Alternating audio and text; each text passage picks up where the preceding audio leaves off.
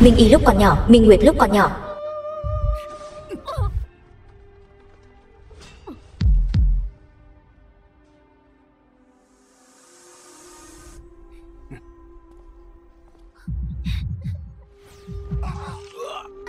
Tiểu thư, thiếu gia, chạy mau.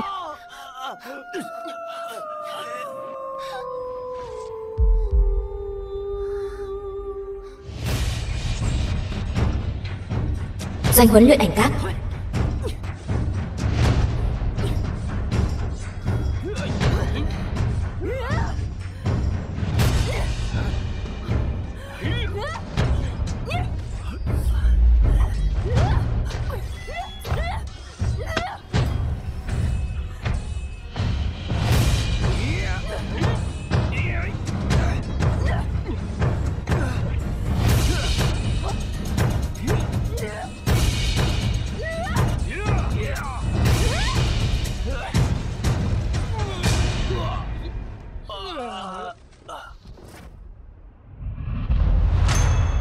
Minh Nguyệt, con gái của Minh Thượng Thư.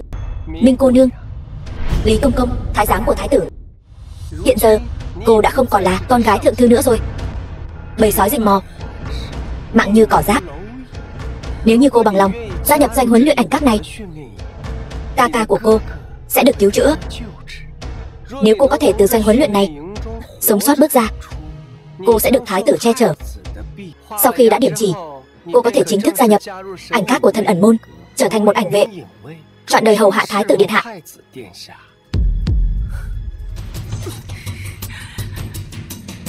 Hại mất mạng song thân ta, ức hiếp huynh muội ta, kẻ nhuốm máu tươi của Minh gia ta muốn các người trả giá bằng máu. Thư phòng của thái tử, nô tỳ Minh Nguyệt bái kiến thái tử điện hạ.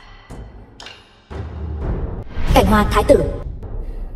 Minh Nguyệt, từ hôm nay trở đi, cô chính là một trong 12 ảnh vệ dưới trướng ảnh các lâu.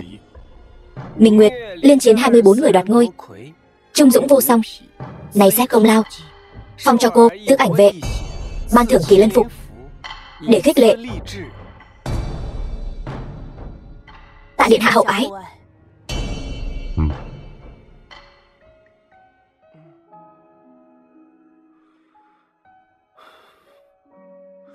Minh Nguyệt, nàng chịu khổ rồi. Nô tỳ không dám. Minh Nguyệt, từ khi nào nàng đối với ta xa lạ như vậy? Minh Nguyệt, cái này là đồ tiến cống của nước Nhung Địch, Trầm Bích Ngọc Thất Bảo Linh Lung. Ta cảm thấy nó rất hợp với nàng. Nô tỳ không dám. Minh Nguyệt, đeo nó vào, nàng vĩnh viễn không phải là nô tỳ. Thái tử phi, con gái của Lâm Thượng Thư. Thái tử, chàng đang nói thì thầm cái gì vậy? Nô tỳ bái kiến thái tử phi. Cô chính là người của ảnh các nha đầu họ Minh kia phải không? Quả nhiên lớn lên khuynh quốc khuynh thành, khó trách quyến rũ thái tử, luôn chạy đến doanh huấn luyện. Thái tử phi, cẩn trọng lời nói. Thái tử dám làm còn không cho người ta nói sao? Những năm này chàng ngày ngày thoái thác, chưa từng đến tầm cung của ta, lại bận rộn tranh thủ thời gian cũng phải gặp cô ta. Thái tử phi hiểu lầm rồi. Thái tử thân phận cao quý, sao có thể để ý đến nô tỳ? Hỗn xược, bổn cung nói chuyện với thái tử, đến phiên cô đồ tiện tì mở miệng sao? Một bạt tai này chẳng qua chỉ là dạy cô ta biết lễ, biết điều mà thôi. Trầm Bích Ngọc Thất Bảo Linh Lung này là quốc bảo truyền đời của nước Nhung Địch, bổn cung trăm phương ngàn kế cầu xin cũng không được gặp. Điện hạ cố ý gọi đến chỉ vì tặng cô ta.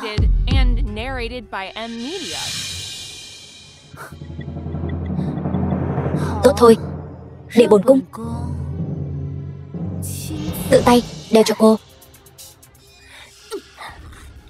Dừng tay. Điện hạ đây là đang làm gì vậy?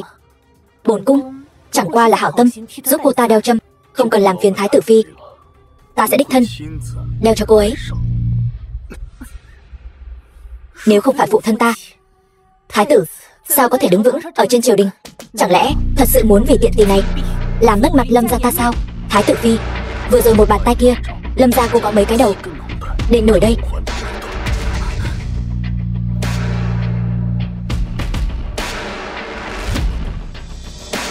Còn tiện nhân, chờ đó. Thái tử, người không cần vì ta mà cùng Thái tử phi xung đột. Minh Nguyệt, vừa rồi vị thiên kim Lâm gia kia, người không cần phải giải thích với ta. Minh Nguyệt, ta chỉ là không muốn nàng chịu uất ức. Ta muốn bảo vệ tốt nàng. Điện hạ, ta là tử sĩ của người, là đao kiếm vì người trừ khử họa hoạn. Hơn nữa, ta quyết ý trở thành ảnh vệ, tuyệt không phải vì sống tạm. Minh Nguyệt, nàng đừng hành động thiếu suy nghĩ.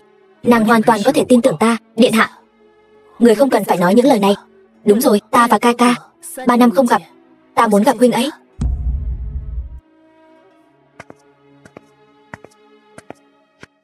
Phòng nghị sự ở Ảnh Các, vốn dĩ nhị hoàng tử không ở kinh thành, Tô Đông Tuyệt này không có chỗ dựa, bất đắc dĩ mới thu liễm móng vuốt. Hiện giờ nhị hoàng tử hồi kinh rồi, thì Tô gia càng thêm quá trớn. Vậy thì cứ gõ nhẹ một chút.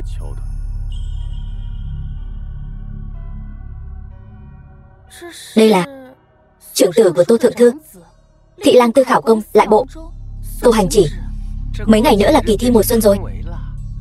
Tô Hành Chỉ này sẽ tạm thời ở vùng ngoại ô cổ trạch của Tô phủ, nơi đó địa thế hẻo lánh. Các người động thủ phải cẩn thận một chút, tuyệt đối đừng để lại dấu vết gì. Vâng. Minh Nguyệt, ở lại.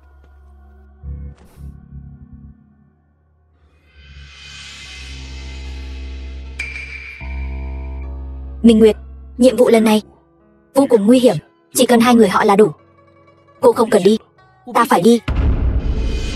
Minh Nguyệt, ta biết cô muốn báo thù cho ca ca cô, nhưng Tô Hành Chỉ người này gian trá xảo quyệt.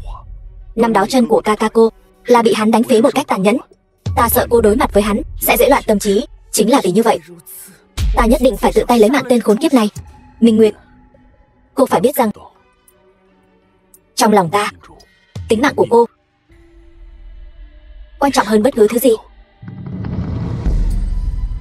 Minh Nguyệt, ta để cô đến Ảnh Các, ta chỉ muốn bảo vệ tốt cho cô, giúp cô hoàn thành tâm nguyện. Vậy thì hãy để ta đi đi. Điện hạ.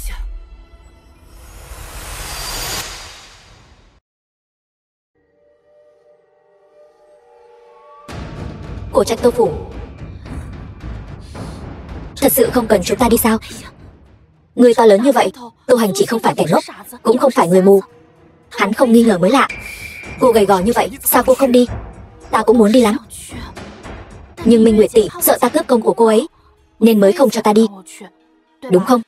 Ta không cần lĩnh công lao, chỉ là cổ trạch canh phòng nghiêm ngặt. Ta đi rồi sẽ về ngay, các người ở bên ngoài đợi tín hiệu của ta. Cô một mình hành sự, nhất định phải cẩn thận đó. Minh Nguyệt tỷ, cho dù có liều cái mạng nhỏ của Cửu Nguyệt này, ta cũng sẽ bảo vệ tỷ.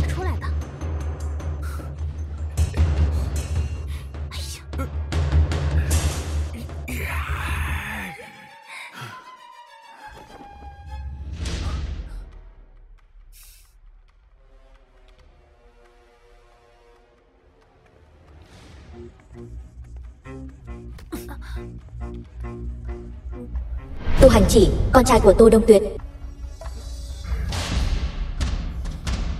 Người đâu? Mang đồ lên cho ta.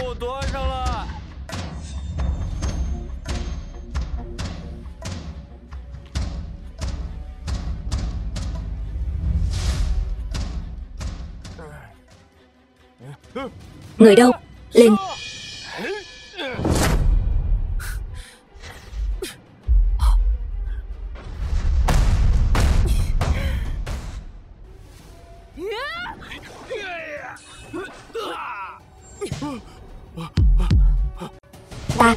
Ta không nên phế chân của ca ca cô. Ta tìm cho hắn đại phu giỏi nhất. Còn gì nữa? Còn gì nữa? Ta. Minh Nguyệt, cô nói đi.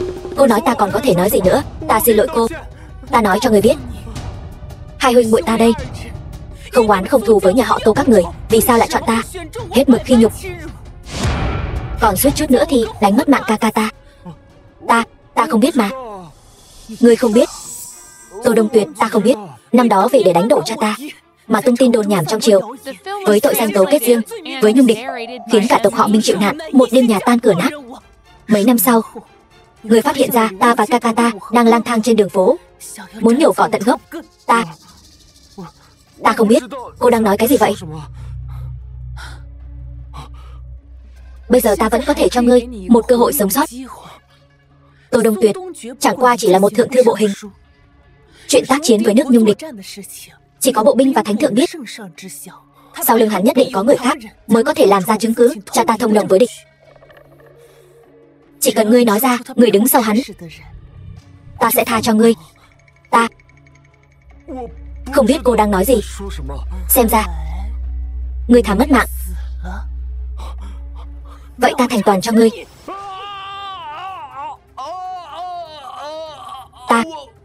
Ta không biết. Ta không thể mất mạng mà. Ta không thể mất mạng mà. Cô lấy mạng ta thì vĩnh viễn cũng không biết hung thủ thật sự là ai. Ta chỉ cần ngươi đích thân thừa nhận Tô Đông Tuyệt là do người khác sai khiến, hãm hại Minh gia ta là đủ rồi. Còn lại, ta sẽ đích thân tìm hắn, hỏi cho rõ ràng. Ca.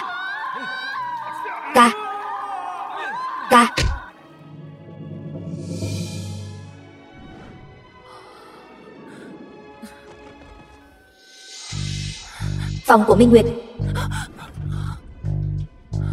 Cuối cùng nàng cũng tỉnh rồi. Nô tỳ bái kiến thái tử. Được rồi. Minh Nguyệt, nàng biết tâm ý của ta mà. Nô tỳ không dám. Trong lòng ta, nàng vĩnh viễn không phải là nô tỳ. Vậy ta là gì? Vị Thiên Kim Minh Phủ đã từng có hôn ước với thái tử sao? Phải, điện hạ. Thái tử phi của ngài là Thiên Kim Lâm Phủ. Nếu như ngài không thích, cũng có thể là con gái của các triều thần khác, nhưng tuyệt đối không phải là một tội thần bị chỉ trích phản quốc, con gái của Minh Phong. Điện hạ sao lại không nói gì? Khi xưa người đời đều chỉ trích cha ta thông đồng với địch phản quốc. Ta đã từng hỏi ngài, phụ thân ta rốt cuộc có phải là một vị quan tốt hay không? Ngài không cần suy nghĩ liền có thể trả lời, rồi nói đời này kiếp này thái tử phi chỉ có thể là một mình ta.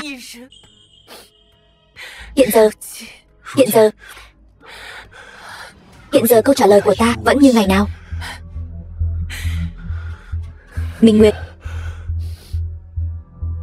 Nguyệt, cho ta chút thời gian, ta sẽ hoàn thành lời hứa với nàng.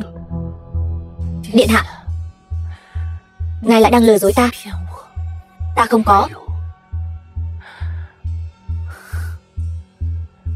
Ngài có thể để phụ mẫu ta sống sờ sờ đứng trước mặt ta sao?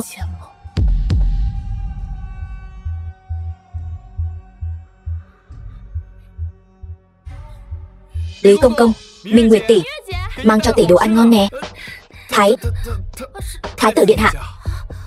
Thái tử điện hạ, các người đến rồi.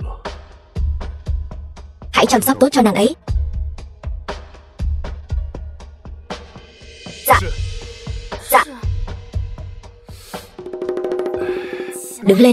Đứng lên. Vị thái tử điện hạ này sao lại ở đây chứ? Ta nhớ tỷ bệnh 2 ngày rồi. Lý công công còn nói không cho chúng ta đến thăm. Còn nói đã mời người chuyên lo liệu. Chờ đã, nói như vậy người hầu hạ tỷ 2 ngày nay là thái tử điện hạ. Đó là cái gì vậy? Cái này là táo gai đường, ngon nhất cả kinh thành. Ta và Kiều Nguyệt cố ý mua về cho tỷ nếm thử đó. Nào, ăn đi.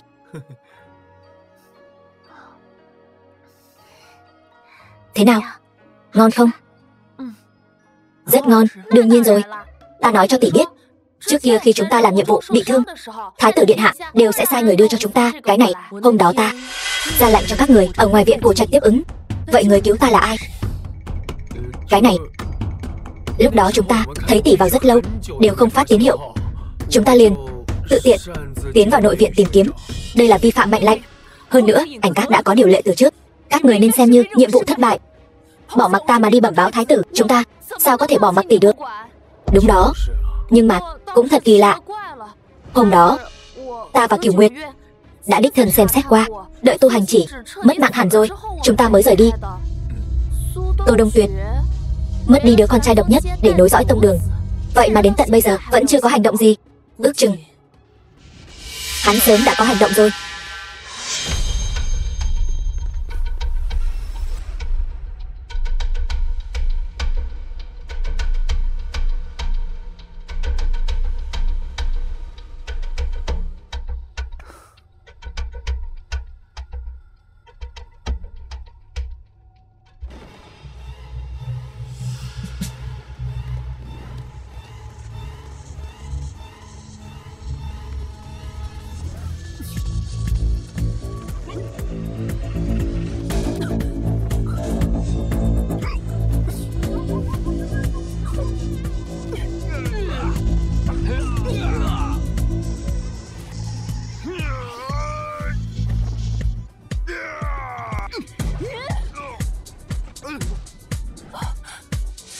Sao người có thể chắn cho ta? Không cần lo lắng. Người là thái tử, là người kế vị tương lai. Tính mạng của người liên quan đến muôn dân trăm họ, còn quan trọng hơn cả mạng của ta, Nguyệt Nhi. Nàng nói đúng. Ta quá nóng vội rồi, ta quên mất. Ta phải lập tức đưa ngài hồi phủ, báo cho Lý Công Công, rồi mời thái y. Chuyện này không nên làm lớn. Tại sao? Thứ nhất, mấy ngày trước nàng ám sát con trai của Tô Đông Tuyệt, Tô Hành Chỉ. Ngay sau đó đã có người đến lấy mạng nàng. Ta hoài nghi trong ảnh các này mật lệnh đã sớm bị tiết lộ ra ngoài. Thứ hai, Tô Hành Chỉ ức hiếp nam, chèn ép nữ, hoành hành vô kỵ. Hắn ta thật đáng mất mạng, nhưng không nên do ảnh các tự ý xử quyết. Cho nên nếu như chuyện này truyền về cung, hậu quả khó lường. Ý của ngài là ám sát Tô Hành Chỉ? Nguyệt Nhi, Tô Hành Chỉ và nàng là tử thù, hắn ta nhất định phải mất mạng, hơn nữa nhất định phải mất mạng dưới tay nàng.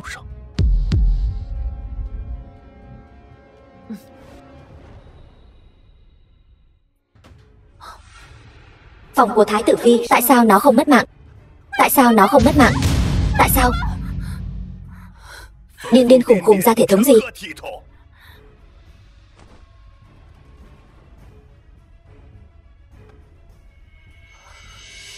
Cha, Lâm thượng thư, lúc đầu là do con nhất quyết muốn gả cho thái tử, nhưng lại không có bản lĩnh thu phục được hắn. Còn mặt mũi nào mà khóc? Chẳng phải tại con đàn bà Minh Nguyệt kia sao? Thái tử mới xa cách con. Đồ ngốc, con muốn đối phó với nó thì phải làm cho sạch sẽ. Hiện giờ thái tử đang say mê nó.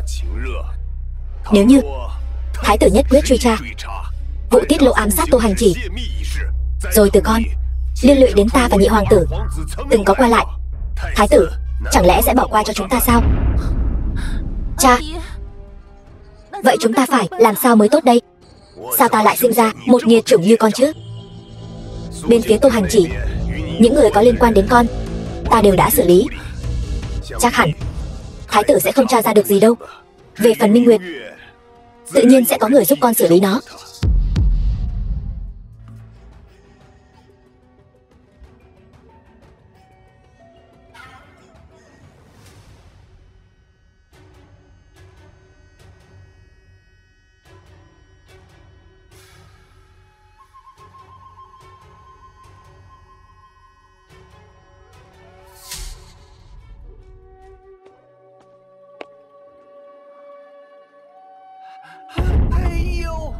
Minh cô nương, Nguyệt Nhi, trong tay cầm cái gì vậy? Nô tỳ đáng tội mất mạng. Ta không phải trách cứ nàng. Đối với người khác mà nói, tự tiện trộm long ngọc của ảnh các quả thật là tội mất mạng. Có điều, nếu như nàng muốn, ta sẽ tặng cho nàng. Ta đã nói rồi, nàng nên tin tưởng ta. Vậy, nhưng ta tuyệt đối không cho phép nàng điều tra Tô Đông Tuyệt. Vì sao? Chuyện năm đó của Minh gia tuy có manh mối, nhưng không có chứng cứ xác thực. Nếu như nàng biết, nhất định sẽ đi điều tra. Hiện giờ, ta phải bảo đảm an toàn cho nàng, nhưng mà thù hận của Minh gia còn quan trọng hơn cả tính mạng của ta. Tính mạng của nàng quan trọng hơn. Nguyệt Nhi, nàng có biết không, vật quan trọng như vậy ta sao có thể dễ dàng để ở thư phòng? Thứ trong tay nàng là giả. Cho ta thêm chút thời gian, ta sẽ điều tra rõ ràng.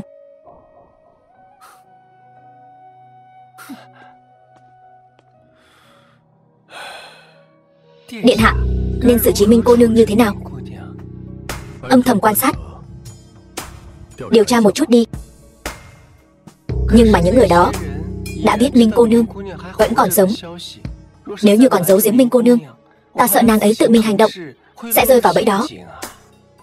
Vậy thì để Nhị Nguyệt, Cửu Nguyệt đi theo nàng ấy. Đi đi. Dạ.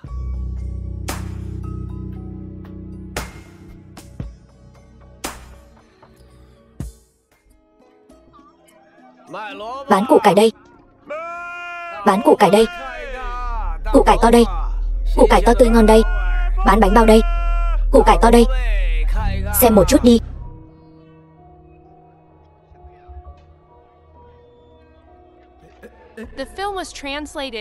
Phải làm sao đây? Tiếc quá.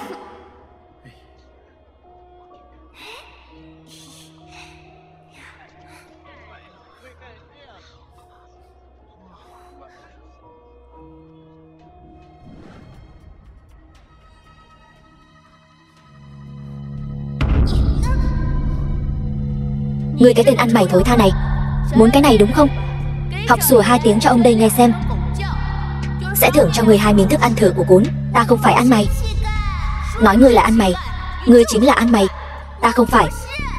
Muội muội, ca ca, ngươi tránh ra. Không sao chứ, dám động vào ông đây, đánh cho ta. Đánh mất mạng hết cho ta. 2 mạng người hạ tiện, một mình ta gánh chịu. Đừng đánh muội muội ta.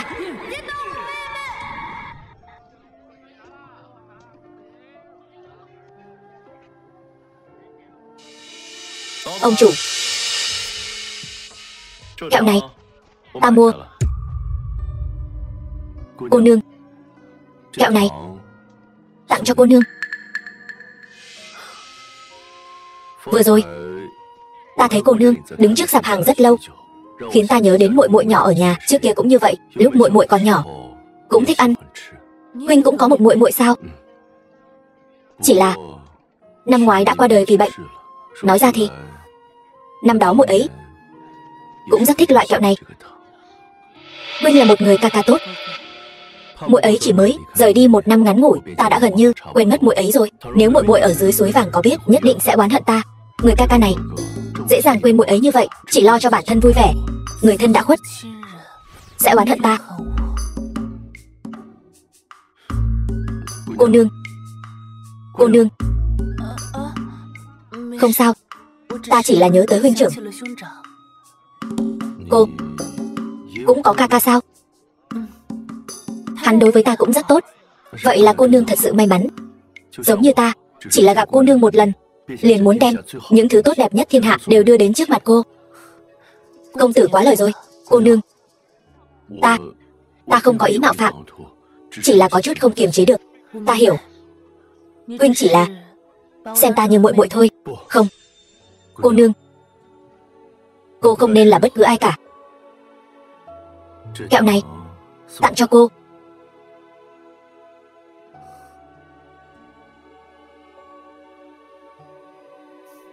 Cảm ơn.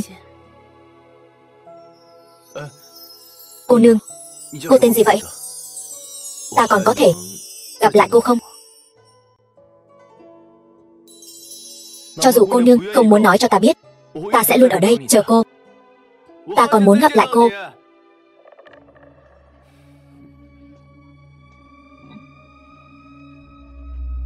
Điện hạ, vị Minh cô nương này e rằng không dễ tiếp cận đâu. Vội gì chứ? Chẳng phải nàng ta đã nhận kẹo rồi sao? Đi. Nàng ấy đi đâu rồi? Điện hạ hỏi các người đó. Bẩm điện hạ, Minh Nguyệt tỷ ấy vốn dĩ thích một mình hành động, cẩn thận trong mọi việc. Nếu tỷ ấy không cho phép, chúng ta muốn đi theo tỷ ấy, e là rất khó. Chuyện như vậy xảy ra bao lâu rồi? Nửa tháng. Nửa tháng. Các người làm tốt lắm. Điện hạ, tính mạng Nhị Nguyệt này đều là của ngài. Dù là mất mạng cũng không dám giấu ngài. Chỉ là từ sau khi ngài hẹn Minh Nguyệt tỷ, Tỷ ấy không có một ngày nào vui vẻ. Hơn nữa, ta lén lút theo dõi tỷ ấy mấy lần, cứ tưởng tỷ ấy chỉ đi gặp huynh trưởng. Cho nên ta, thuộc hạ đáng mất mạng vạn lần, xin điện hạ phạt.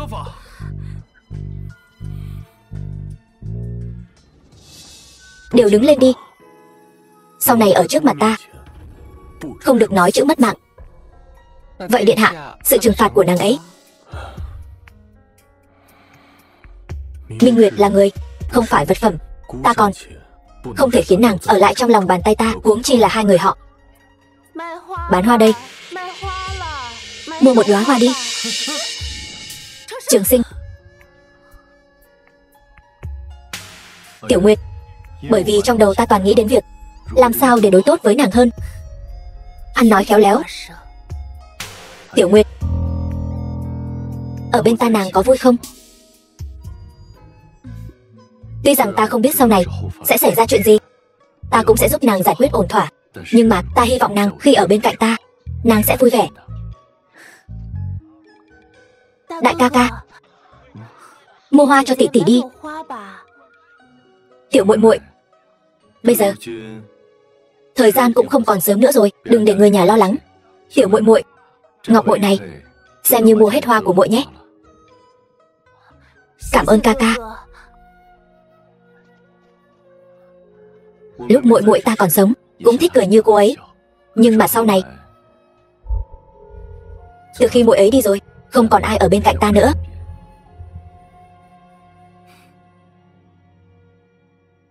Tiểu Nguyệt, sau này sẽ luôn ở bên ta nhé, được không?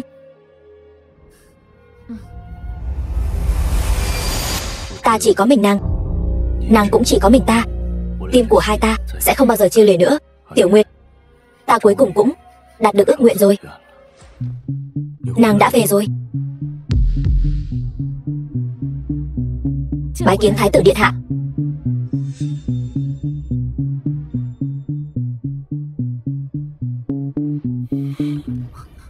Buông tay.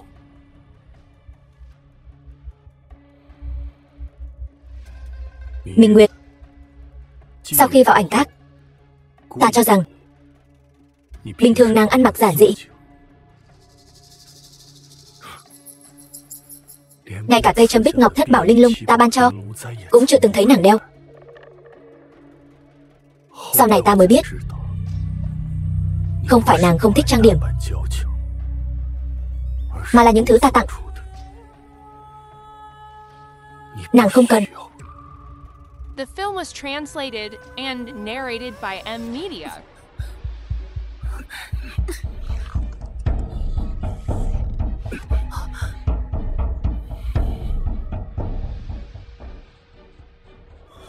Xin trả hoa lại cho ta. Trả lại cho ta. Nó đã nát rồi. Nếu như nàng muốn, ta sẽ sai người mang đến cho nàng nhiều thứ tốt đẹp hơn. Ta chỉ cần bông hoa đó. Nàng đừng hòng.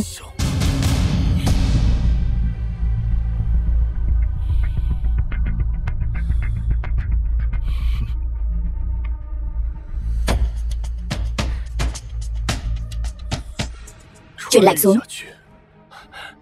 Ta muốn lấy mạng một người. Điện hạ. Điện hạ, vừa rồi lão nô lỡ lời. Lúc này tuyệt đối không phải là thời cơ tốt nhất để ra tay.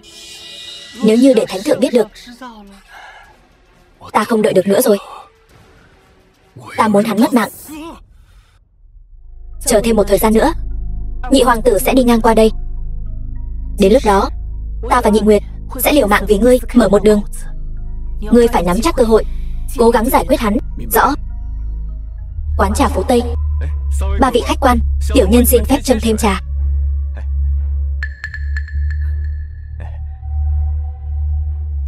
Được rồi, huynh muội bọn ta đang trò chuyện, đừng ở đây.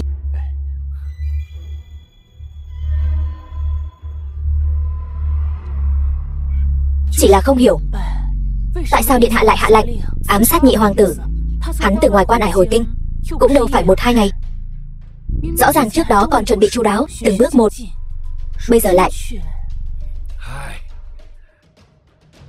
Điện hạ bảo chúng ta làm gì thì chúng ta làm cái đó. Cùng lắm thì cũng chỉ là mất một cái mạng. mất mạng vô nghĩa, không phải là anh hùng.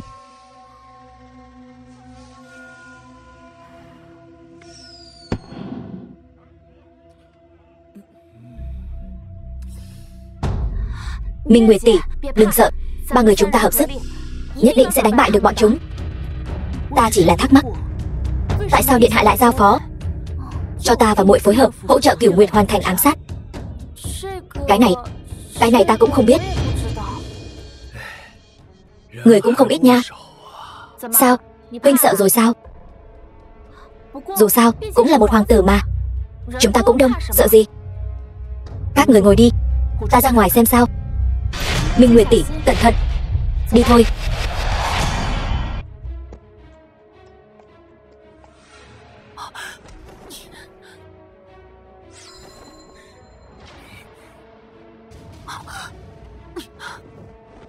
Tiểu Nguyệt, đừng mà.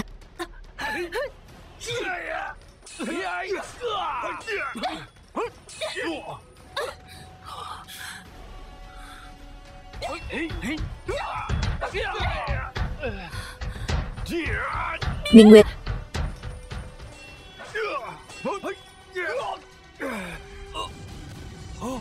Nhị Nguyệt. Đừng mà. Nhị Nguyệt.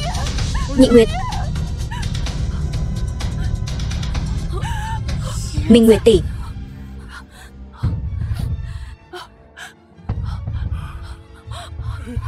Đi, hoàn thành nhiệm vụ của thái tử. Đi. Đi. Đi, Minh Nguyệt. Đừng mà. Đừng mà. Đi. Đưa Minh Nguyệt tỷ tỷ đi. Đi. Đi mau. Không kịp nữa rồi. Đi mau, đừng mà. Nhị Nguyệt, đi mau. Đi đi, không. Nhị Nguyệt. Người đâu? Chuyện này chuyển cáo cho phụ hoàng. Vâng, hắn thua chắc rồi.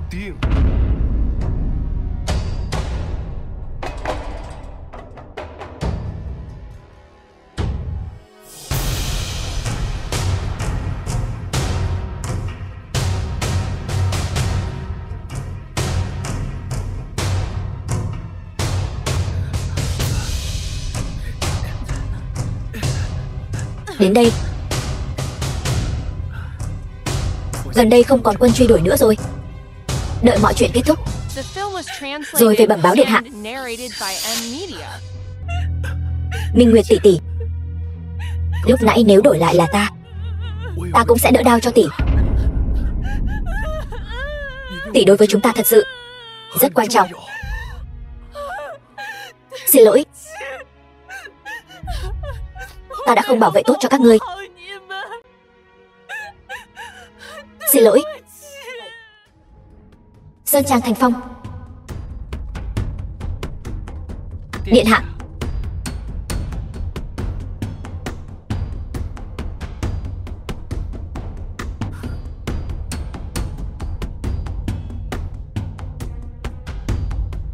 Thuộc hạ làm việc không tốt, xin điện hạ trách phạt. Đứng lên đi. Chuyện này là do ta suy nghĩ không chu toàn, ra lệnh hấp tấp mới khiến Nhị Nguyệt. Ta sẽ sai người đem thi thể của Nhị Nguyệt từ bãi Tha Ma về, an táng tử tế. Tạ điện hạ. Nhị Nguyệt qua đời, cả tiểu đội chỉ còn lại ngươi và Minh Nguyệt. Trước kia đều là Nhị Nguyệt chăm sóc ngươi. Từ nay về sau, ngươi cũng nên tự gánh vác một mình rồi. Tạ điện hạ. Thuộc hạ nhất định không phụ sứ mệnh.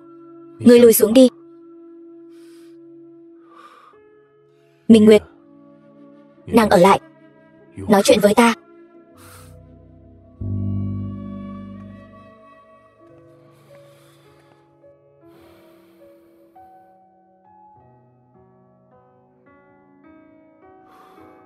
Đứng lên đi. Nguyệt Nhi, ta biết nàng xem Nhị Nguyệt như người thân. Cô ấy đột ngột qua đời, không dễ chịu. Không, tất cả đều là lỗi của ta. Nàng nói gì? Nếu không phải ta không kịp thời ra tay, nhiệm vụ đã không thất bại, Nhị Nguyệt đã không mất mạng. Nhiệm vụ lần này ta rõ ràng đã bảo Cửu Nguyệt chịu trách nhiệm ám sát. Nàng và Nhị Nguyệt từ bên cạnh ứng phó. Tại sao người cuối cùng ra tay lại là nàng?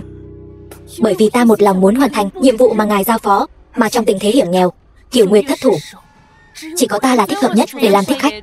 Điện hạ, ngài phái Nhị Nguyệt và Cửu Nguyệt giám sát ta, đúng không? Nàng nói đúng, nhưng Nhị Nguyệt Cửu Nguyệt vì nàng mà cam tâm làm trái, không hề báo cáo với ta bất cứ chuyện gì về nàng.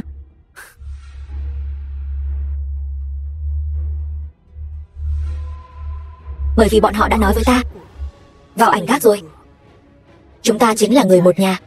Nhưng điện hạ, ngài đột nhiên hạ lệnh ám sát Nhị hoàng tử, có phải là đã biết Trường Sinh đã gặp mặt ta, còn có ý với ta, cho nên ngài muốn cho dù ta không tự tay lấy mạng hắn, cũng phải để ta tham gia vào?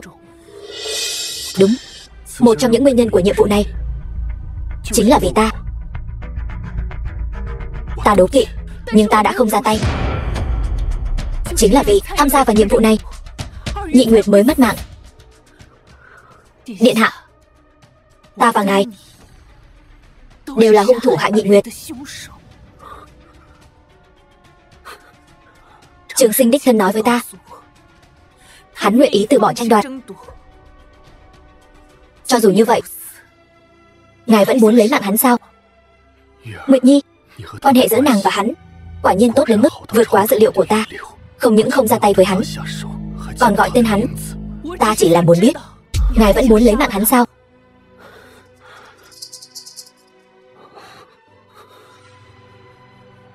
Nguyệt Nhi,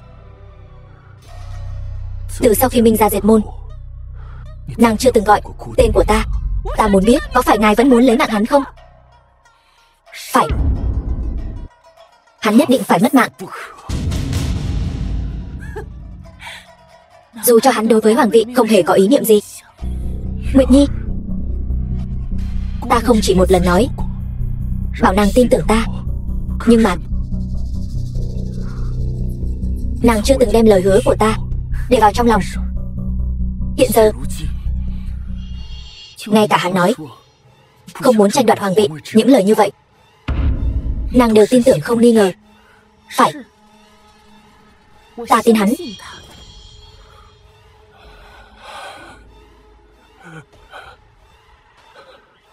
Được.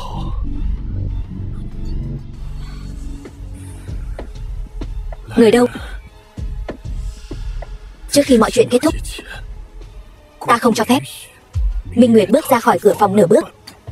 Dạ.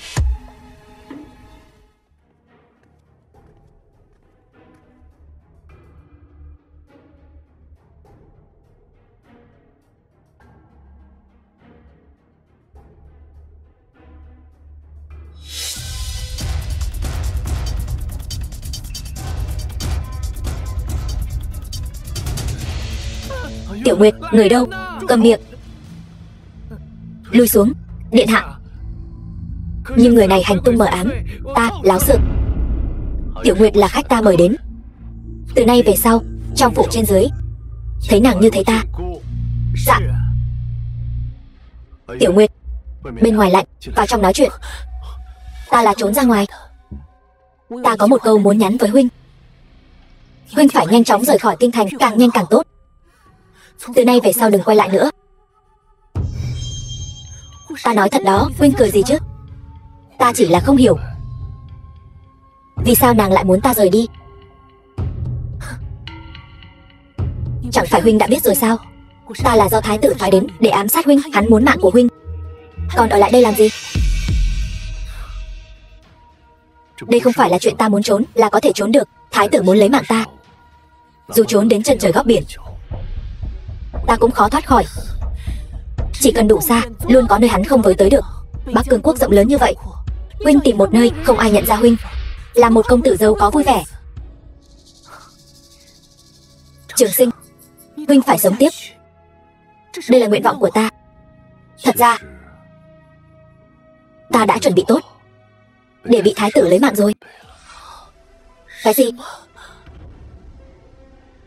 Nhưng huynh đã nói, từ nay về sau huynh ở bên ta, ta ở bên huynh mà. Ta là muốn mãi mãi ở bên nàng. Tiểu Nguyệt, một khi thái tử nắm quyền, kết cục chờ đợi ta chỉ có mất mạng. Nhưng huynh và thái tử cũng là huynh đệ ruột thịt, sao hắn có thể nhẫn tâm? Hắn nhẫn tâm. Những năm này, ta và thái tử luôn sinh lòng hiềm khích. Ta luôn nơm nớp lo sợ, run rẩy, chỉ chờ đến một ngày không thể dung ta, đoạt mạng ta. Nhưng lần này hồi kinh ta gặp được nàng. Nàng giống như là trời xanh ban cho ta món quà. Tiểu Nguyệt, ta mất mạng cũng không hối tiếc. Nhưng nàng là người của thái tử, một khi bị biết đã đến chỗ ta, nàng nhất định sẽ chịu nhiều trách phạt. Mau rời đi.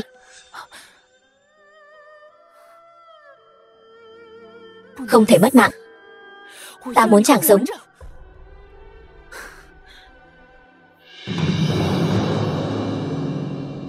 Điện hạ, đây là con gái của Minh gia.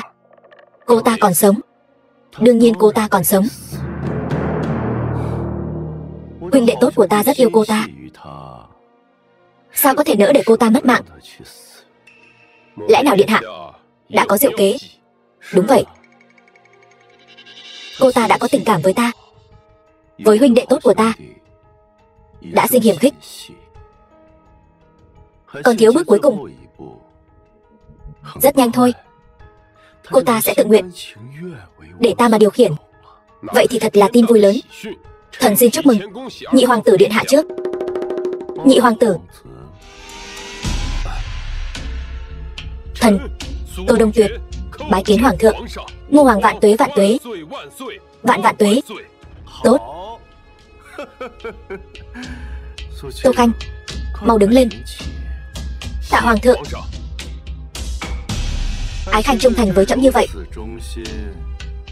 Vậy có thể vì trẫm, vì người đàn bà đó, chuẩn bị một phần đại lễ. Đại lễ? Đúng vậy. Một phần đại lễ có thể khiến nàng ta hoàn toàn nghe theo trẫm.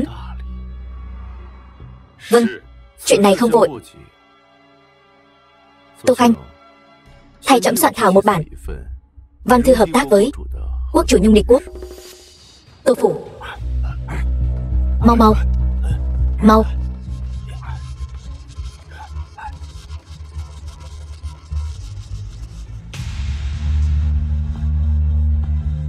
Thái tử dụ chỉ, Tô phủ mưu nghịch, tội không thể tha.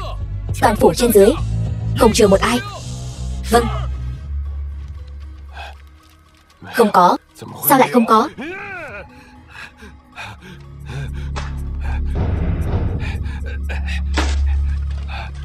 Cái này cũng không có. Cái này. Tô Đông Tuyệt, ngươi cũng có ngày hôm nay. Ngày xưa ngươi vu khống cha ta, thông đồng với địch phản quốc. Hôm nay điện hạ đã chặn được thư tử thông đồng với địch của ngươi. Kẻ phản quốc bộ chủ không phải cha ta, là ngươi. Không thể nào. Thư tử ở trong tay ta. Thư tử đáng lẽ phải ở trong tay ta. Là ai? Là ai lấy đi? Rốt cuộc là ai? Ai lấy thư tử không quan trọng. Muốn người không biết, trừ khi mình đừng làm.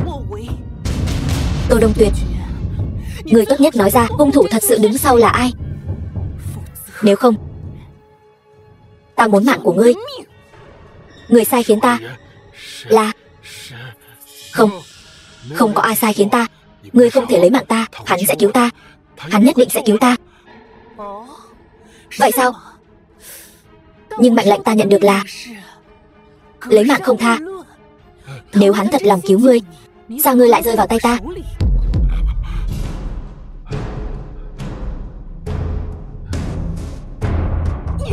Nói, người đó rốt cuộc là ai?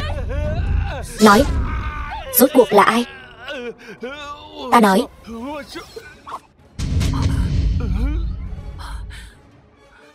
Nói, ngươi mau nói. Điện hạ. Điện hạ nào? Nói gì?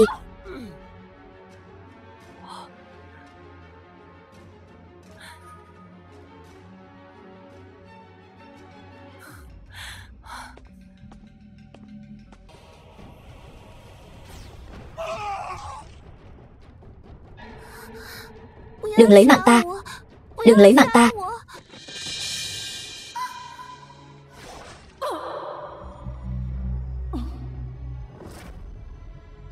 Tiểu thư, thiếu gia, chạy mau.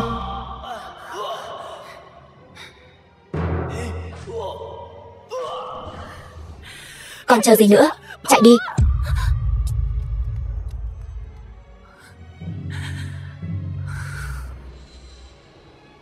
Minh Nguyệt tỷ, tỷ không sao chứ?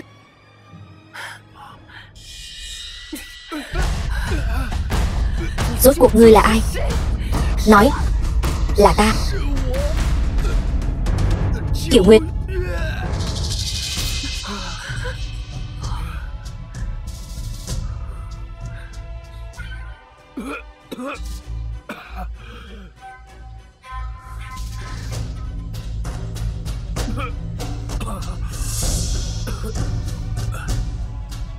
Minh Nguyệt,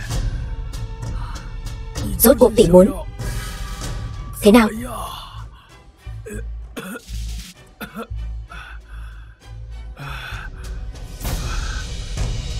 Lúc đích sát nhị hoàng tử,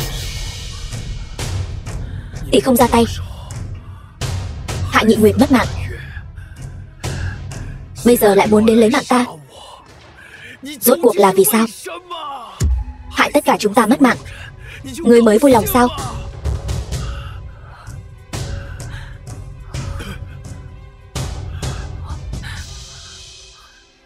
Ngươi quên hết rồi sao? Minh Nguyệt, Minh Nguyệt.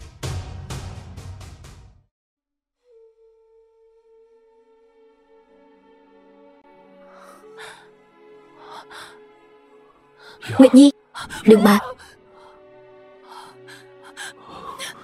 Không sao rồi, không sao rồi. Kiểu Nguyệt, The film was translated and Kiểu Nguyệt hắn. narrated by M Media. Ta đã đem chuyện nói cho Kiểu Nguyệt. Hắn sẽ không trách nàng đâu.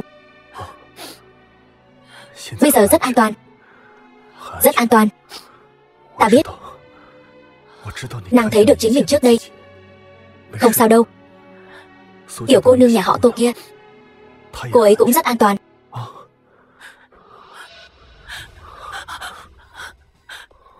Nô tỳ không dám.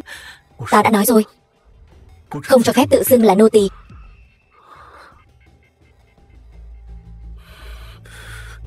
Nguyệt Nhi, không sao đâu. Giờ đây đại thù đã báo. Cha con Tô gia đã bị tiêu diệt rồi.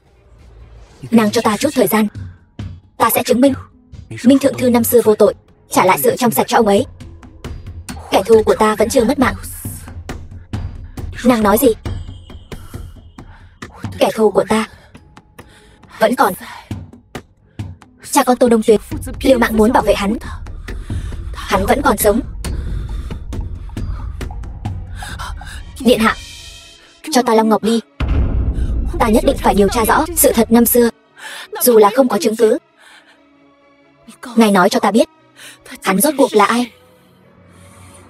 Nàng sẽ không tin đâu, ta sẽ tin. Người đó chính là Trường Sinh.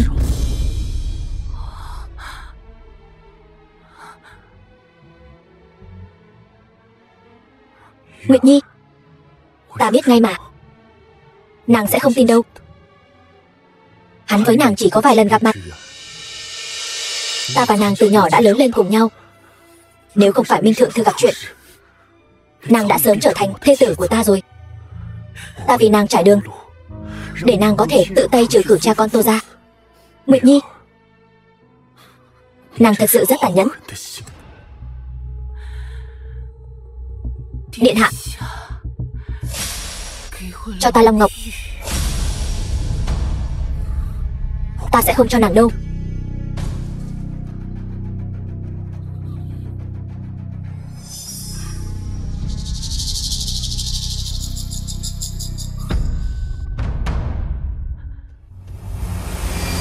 Thư phòng thần ẩn môn.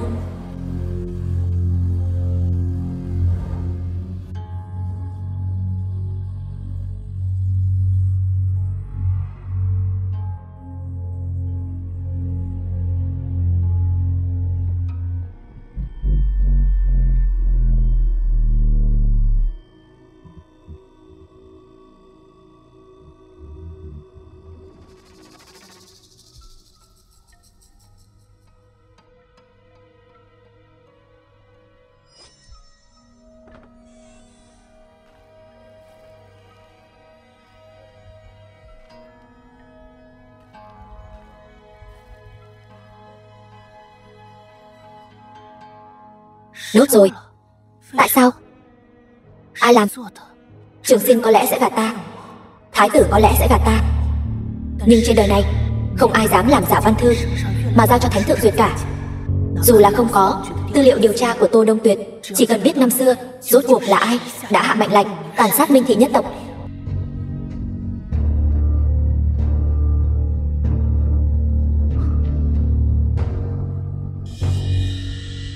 Minh gia bất trung.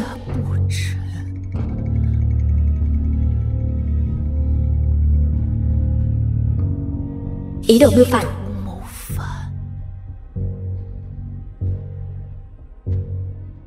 Ra lệnh tịch thu gia sản, chu diệt cả nhà.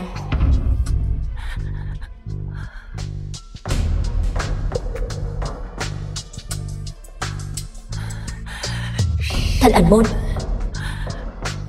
được phép bắt giữ.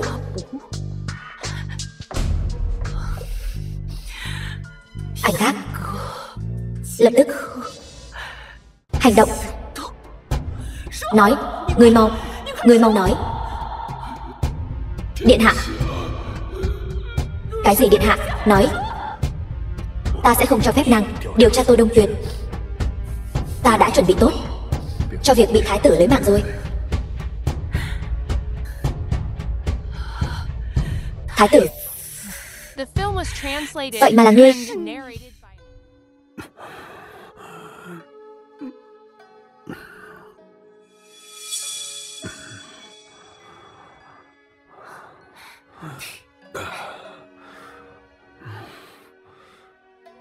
Lâm Thị, cút ra ngoài.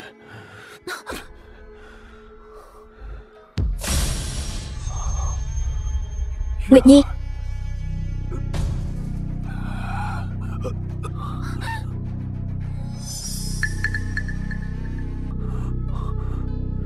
Nguyệt Nhi, nàng đây là làm gì vậy?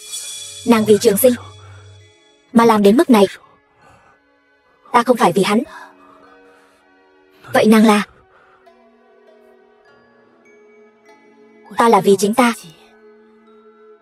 Điện hạ, chàng không phải muốn trở về như trước kia sao? Vậy thì chàng chiếm lấy ta đi.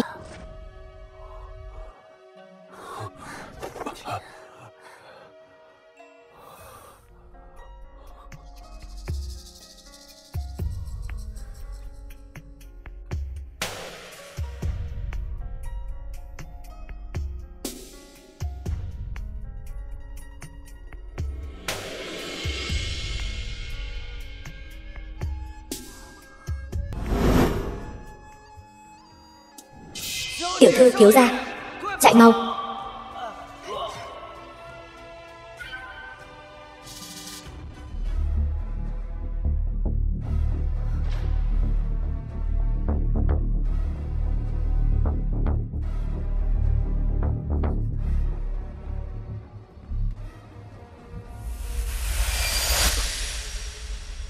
Nguyệt Nhi, nàng làm sao vậy? Nguyệt Nhi, Nguyệt Nhi, Nguyệt Nhi, Nguyệt Nhi, Nguyệt Nhi. Minh Nguyệt.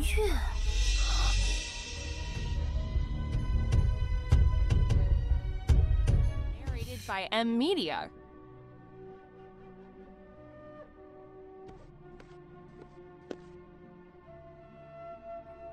Điện hạ, Minh cô nương đến rồi.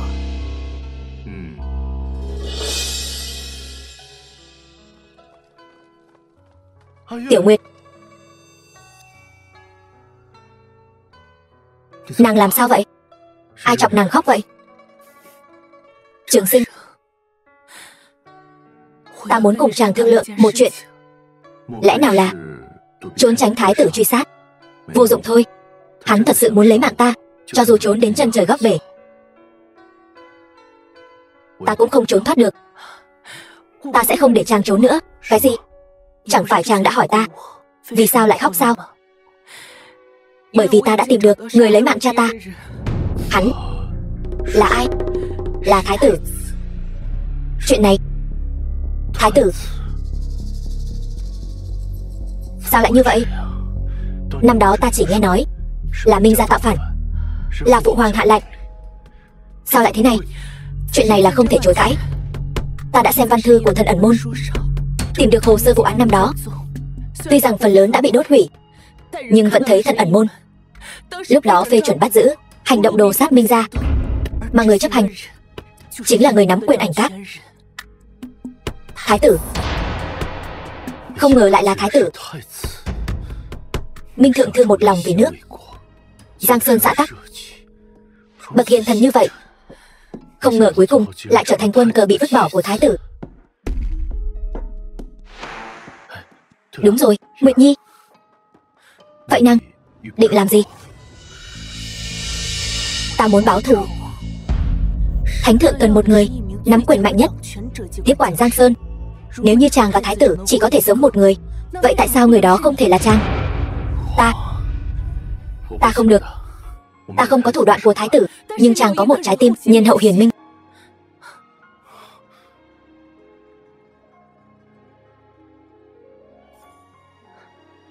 Trường Sinh, ta tin rằng chàng nhất định sẽ là một vị hoàng đế yêu dân như con.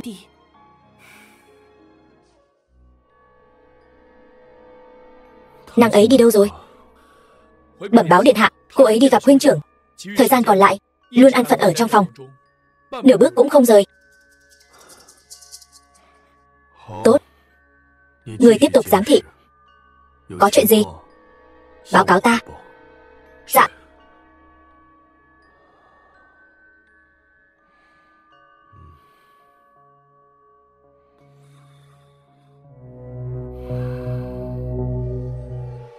Báo.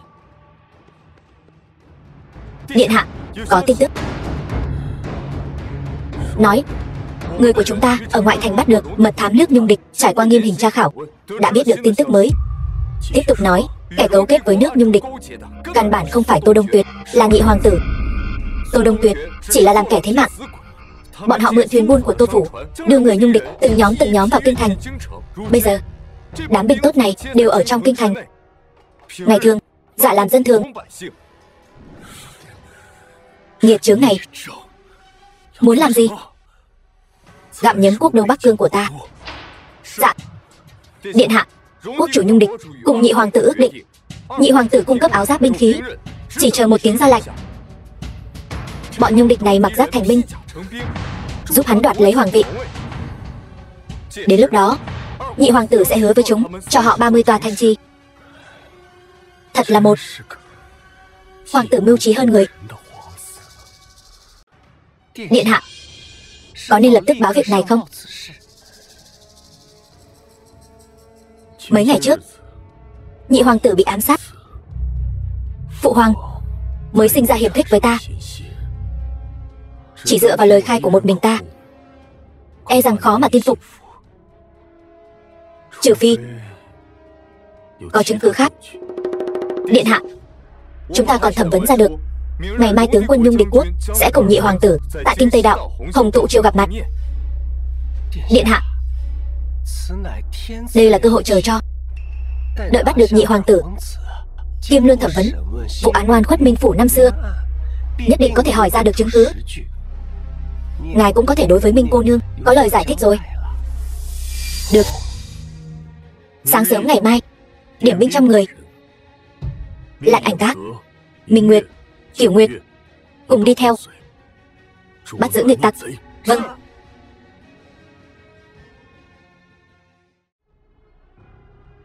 Quán trà hồng tụ chiêu. Lục soát.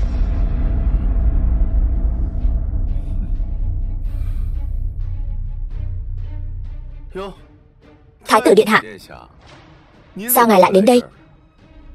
Còn mang theo hộ vệ ảnh các này. Ngươi không cần giả ngốc nữa, ngươi nên biết mới phải. Điện hạ, ở đây ngoài nhị hoàng tử ra không có ai khác.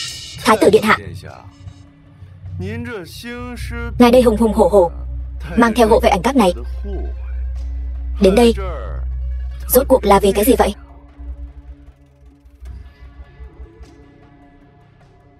Ngươi vẫn nên suy nghĩ kỹ. Làm sao giải thích phong thư này đi?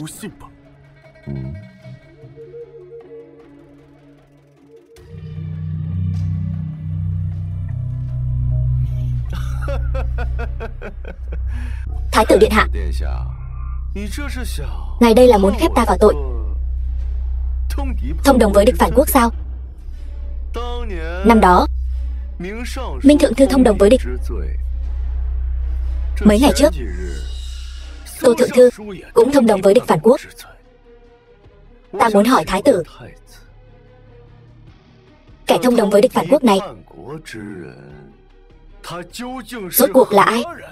Bức thư này lại vì sao vừa tìm liền có thể tìm ra được? Lời này của ngươi là có ý gì?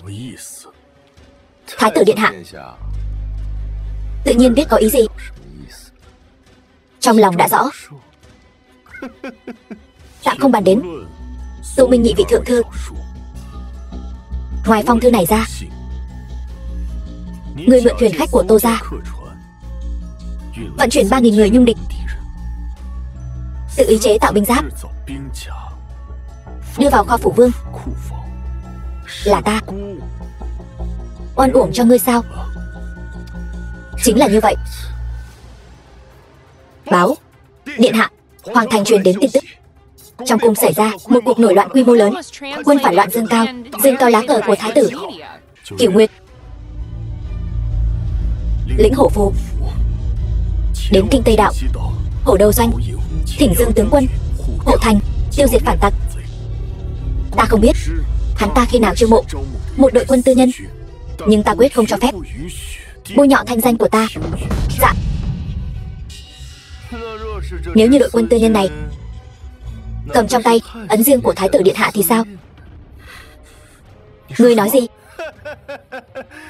Phải cảm ơn người chị dâu tốt của ta. Là nàng, không phải ta. Là hắn. Là hắn nói chỉ cần giúp hắn trộm hổ phù sẽ giữ lại mạng cho chàng, còn lấy mạng cả người đàn bà Minh Nguyệt kia. Tất cả những điều này thần thiếp là vì ngài. Thái tử điện hạ, Lâm gia tiểu thư, ta và nàng một tờ hôn ước đạt thành giao dịch.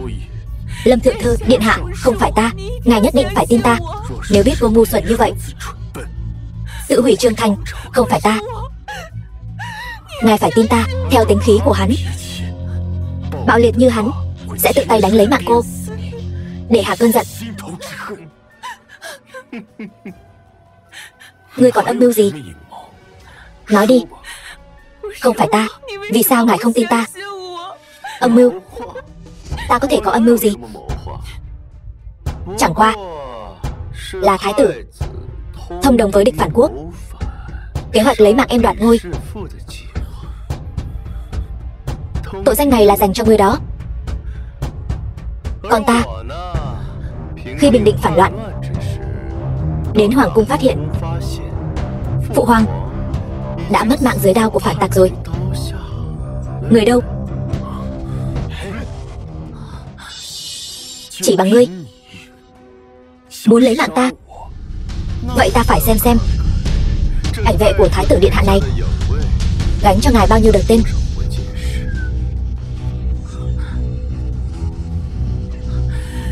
Thái tử, cẩn thận.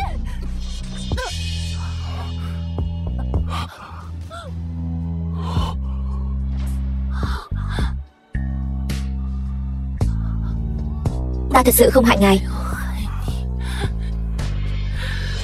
Ta chỉ hy vọng ngài tin ta một lần. Chỉ một lần thôi.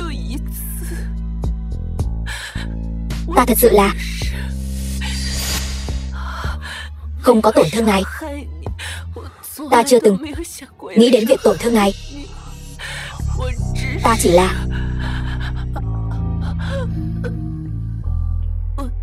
là Thái tử phi. Thái tử phi. Thái tử phi. Thái tử điện hạ, phụ hoàng luôn nói ngài là người con ưu tú nhất của ông. Nhưng rất tiếc, người con ưu tú nhất của ông. Rất nhanh thôi, sẽ mất mạng ngay trước mặt ta.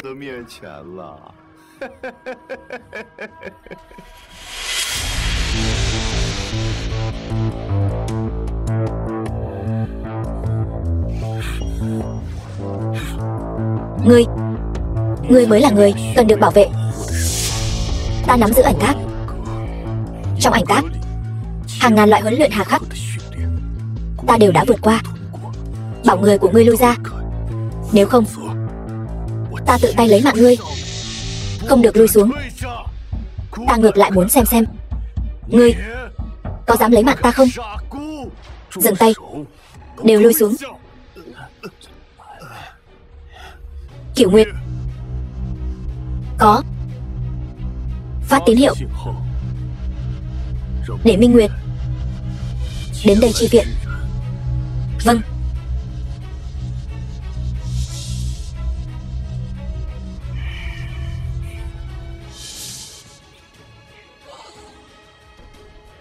Đại nhân, tín hiệu đã đến, có nên hành động không?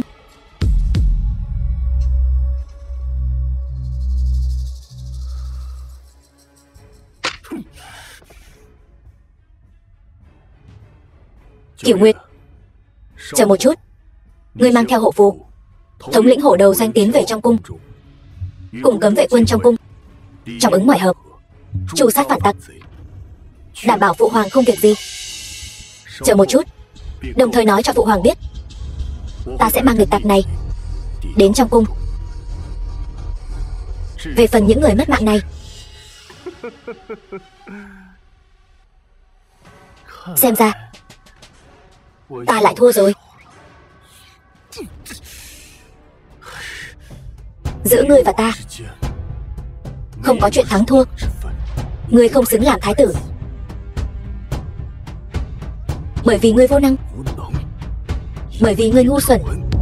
Tô Hạ nhị vị thượng thư liên thủ nâng đỡ ngươi, ngươi lại bị một tờ điều lệnh của ta đuổi ra khỏi cửa ải. Ngươi bỏ cả mặt mũi cùng quốc chủ Nhung Địch quốc âm thầm cấu kết lấy mạng ta. Ngươi sai là sai ở chỗ an bài đầy sơ hở. Kém cỏi hơn người thì đáng mất mạng, cùng đường mặt lộ thì đáng thua. Hiểu không, đệ đệ tốt của ta? Vì sao ngươi ở một việc lại thua cái tên ngốc ta chứ? Thái tử điện hạ, ta không chuẩn bị tranh giành với ngài. Ngài tha cho ta. Niệm tình tình nghĩa huynh đệ. Tha cho ta. Tha cho ta. Không thể, ngươi nhất định phải mất mạng. Điện hạ.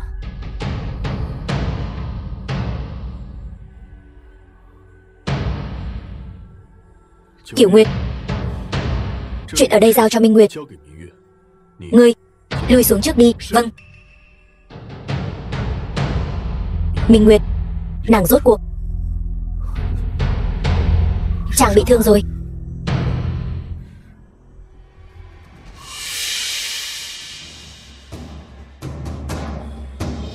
Minh Nguyệt, chuyện này xong rồi.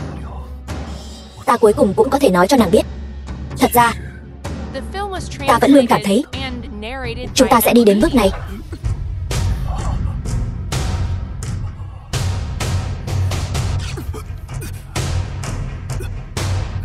Điện hạ.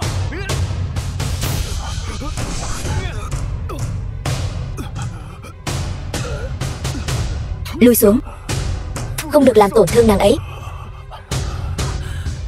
Vì sao phải đỡ cho ta?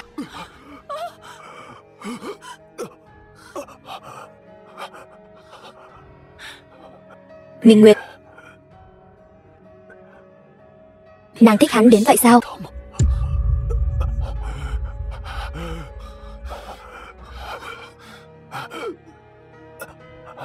Vì sao đỡ đau cho ta? Vì sao? Ta đã hứa với nàng rồi, phải bảo vệ nàng. Cho dù nàng mau đi đi. Viện binh sắp đến rồi. Nàng mau đi đi. Điện hạ. Ảnh vệ Kiểu Nguyệt đã thống lĩnh hơn 100 kỵ binh hổ đầu doanh áp sát, chậm thêm một bước nữa là không đi được đâu.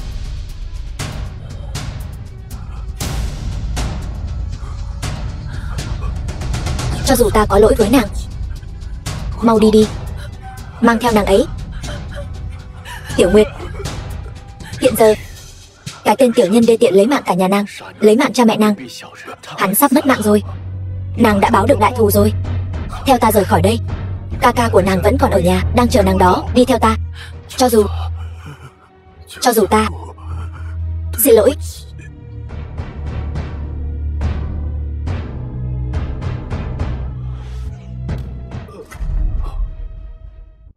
Vân khởi năm thứ 24, thái tử cấu kết ngoại tộc, bức cung tạo phản, việc bại lộ, băng hà tại Đông Cung. Chẳng bao lâu sau, tiên đế bị thích khách do thái tử nuôi sát hại. Nhị hoàng tử ôn lương cung kính, hiếu nghĩa trung tín, được triều thần ủng hộ, bèn đăng cơ xưng đế, đổi quốc hiệu Trung Hiếu Nguyên Niên. Không tệ, bệ hạ. Viết như vậy được chứ? Ái khanh thật hiểu lòng trẫm. Bệ hạ, vậy Minh thượng thư, đứa con gái yêu của hắn, Minh Nguyệt cô nương, có nên mời nàng ấy phong làm Đông Cung nương nương không? Nàng ấy. Bệ hạ, Minh Nguyệt cô nương cầu kiến. Vâng.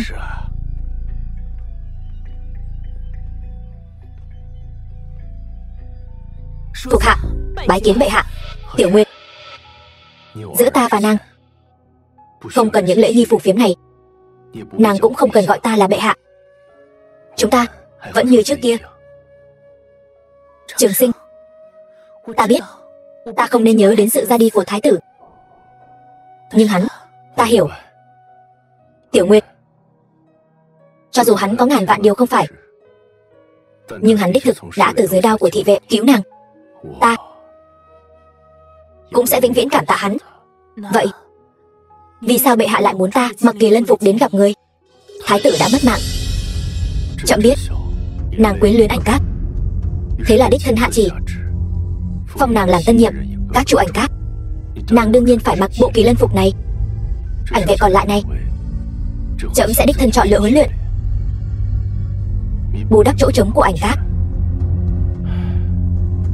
Tiểu Nguyệt, ta biết thứ nàng để tâm là người của Ảnh Các, chứ không phải chức vị. Mà làm như vậy chỉ là vì muốn nàng dễ chịu hơn thôi. Cảm ơn.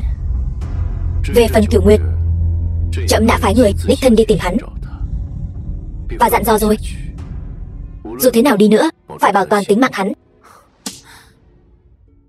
Không cần đâu. E là dù tìm được Tiểu Nguyệt, hắn cũng chưa chắc chịu gặp ta. Còn ta cũng không cần gặp hắn. Tiểu Nguyệt, vậy đợi khi mọi chuyện xong xuôi, gả cho ta nhé. Trẫm sẽ cho nàng trở thành hoàng hậu của ta. Báo. Bệ hạ, Nhung Địch quốc chủ đích thân dẫn đại quân của Nhiễu Biên Cương, tình huống khẩn cấp, xin bệ hạ mau chóng quyết định. Cái gì? Trường Sinh, đừng hoảng. Không ngờ trẫm vừa mới lên ngôi đã gặp phải nội ưu ngoại hoạn. Nếu ta đích thân ngự giá thân chinh thì mấy nước Nhung Địch nhỏ bé này không đáng lo ngại, nhưng trong triều đình hiện giờ các thế lực dục dịch giáp tâm, trẫm không kham nổi. Ta đi thay chàng. Nguyệt Nhi, trẫm sao có thể để nàng thân chinh mạo hiểm chứ? Thôi vậy, truyền chỉ, trẫm muốn ngự giá thân chinh. Dạ.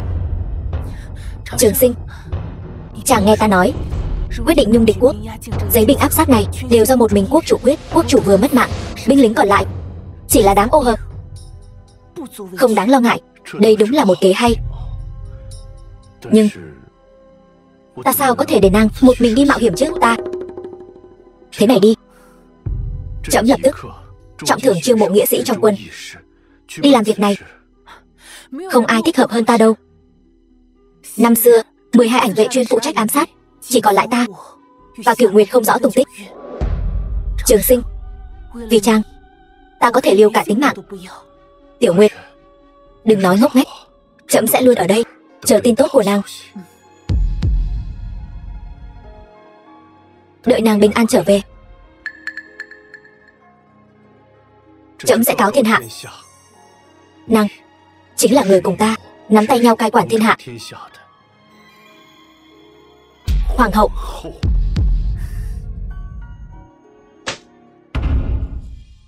Chuyện là như vậy đó. Ca, huynh an tâm chờ muội trở về. Nhị hoàng tử lại đem an nguy của cả nước đặt lên người muội. Muội lần này đi nhất định là hung hiểm vạn phân.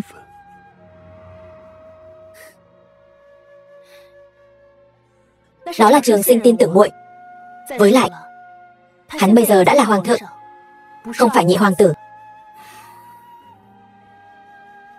Ta biết mình không ngăn được muội. Nếu không phải thân thể tàn phế, ta hận không thể thay muội đi. Ca, Minh gia ta đời đời trung lương. Nếu như vì tư dục cá nhân mà đem tính mạng của thiên hạ bá tánh không để vào mắt, ta sẽ không tha thứ cho bản thân. Muội cũng sẽ không tha thứ cho ta. Tiểu Nguyệt, ca vĩnh viễn vẫn là câu nói đó. Muội muốn làm gì cứ mạnh dạn mà làm đi, không cần phải bận tâm đến ta.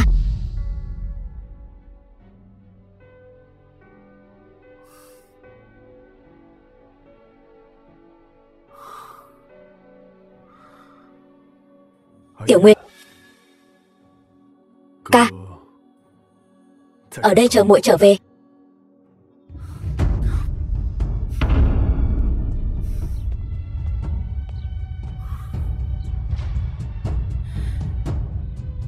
Cho dù ta không thể sống sót trở về, ta cũng sẽ để Trường Sinh thay ta chăm sóc huynh thật tốt.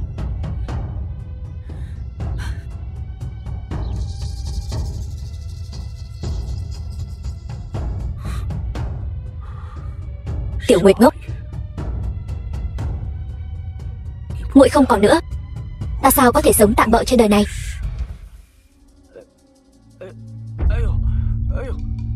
Bụng ta đau quá, đợi ta với. Huynh đệ này,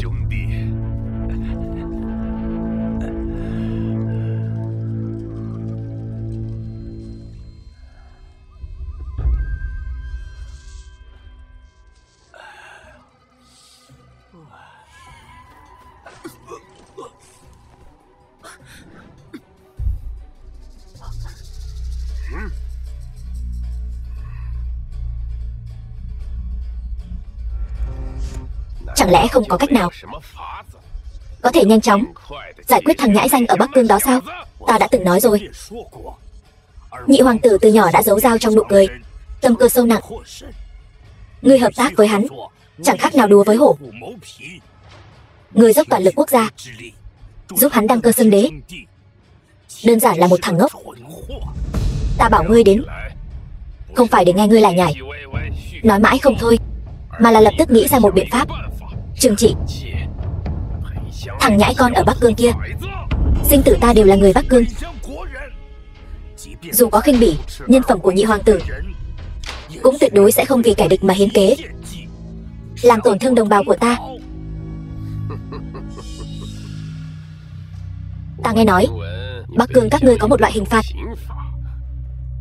ta muốn xem thử xem lão già nhà ngươi trước khi bị cắt thành thịt vụn còn có thể cứng miệng như vậy không?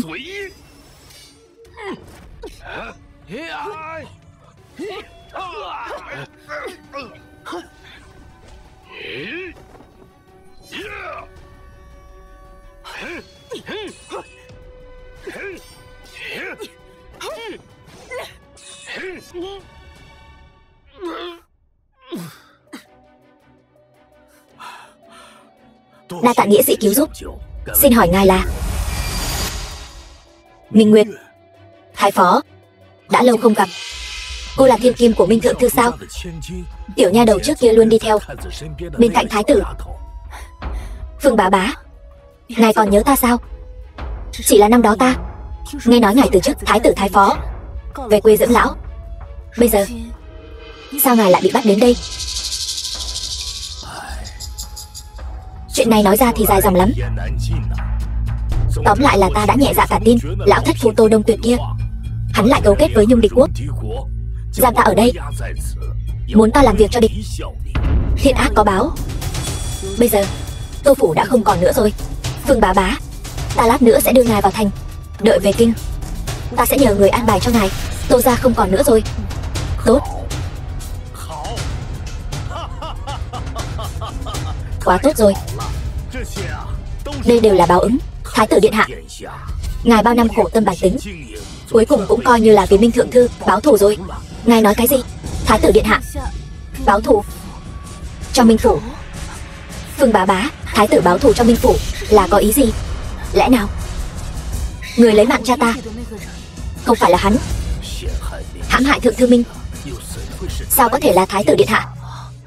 Năm đó hoàng thượng nghi kỵ hai nhà Tô Minh, nhị hoàng tử để lấy lòng hoàng thượng, liên hợp Tô phủ, nghĩ ra kế sách đánh đổ Minh gia.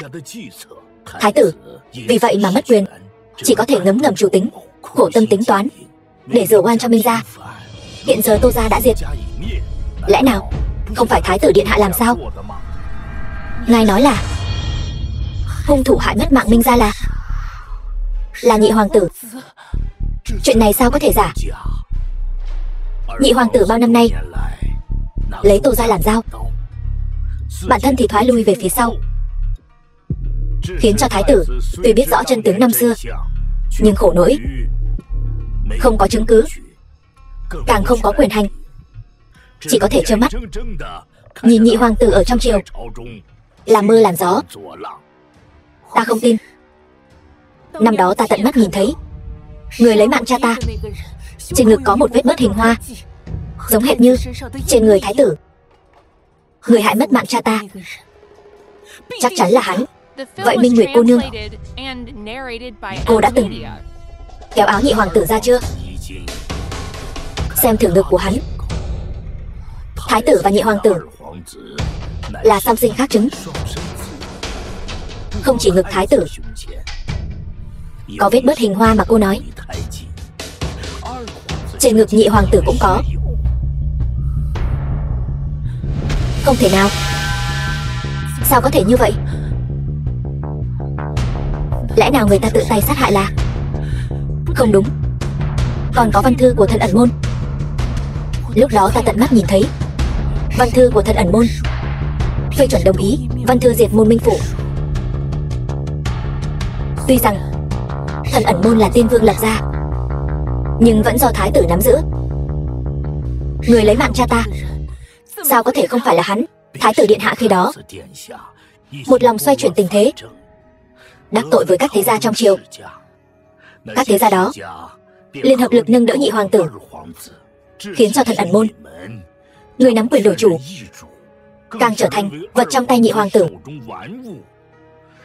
Về phần những văn thư cô nói đó cất giữ ở nơi trước đây chuyên cất giữ văn thư, đều bị nhị hoàng tử dùng một mồi lửa thiêu đốt sạch sẽ. Sao có thể như vậy? Ta không tin.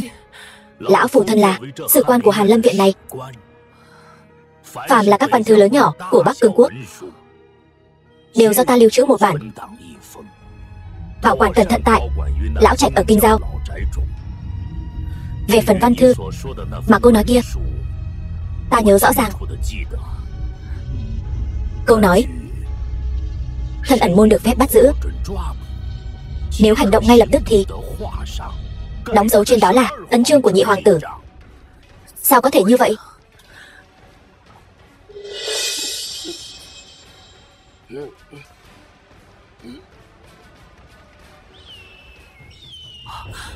Không ổn rồi.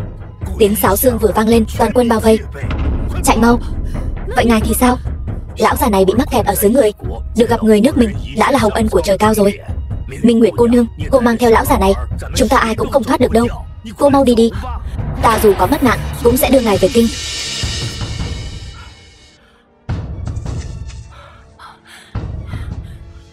Đứng lại, đừng chạy, đừng chạy.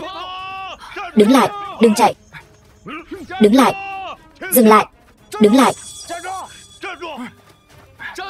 Nhanh lên, đuổi theo. Đứng lại, nhanh, hắn chạy không xa đâu, đừng chạy, ở đằng kia. Đứng im, bắt lấy hắn. Nhanh. Tiêu diệt thích khách, báo thù cho quốc chủ. Lên.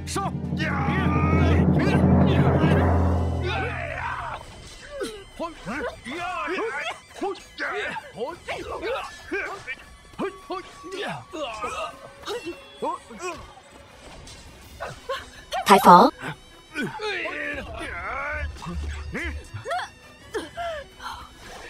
Minh cô nương, cô hãy để ta lại đi. Nếu như vậy cả hai chúng ta đều không thoát được đâu. Để ta giúp cô cản chân đám man di này. Ta tuyệt đối không. Đừng động. Đây là cung nỗ vệ dưới trướng trưởng sinh.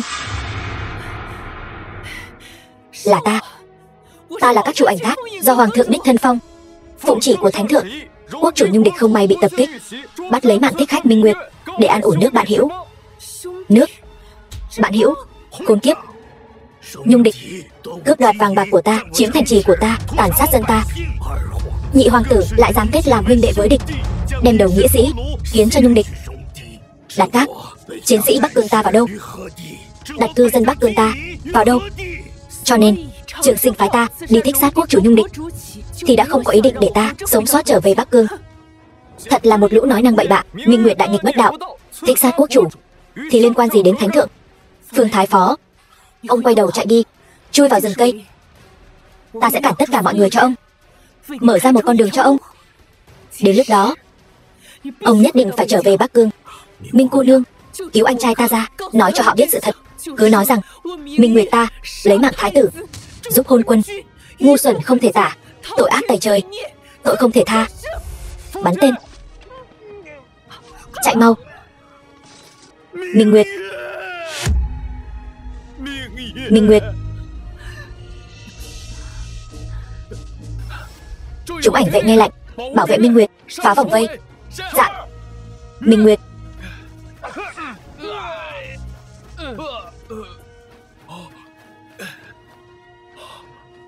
Minh Nguyệt.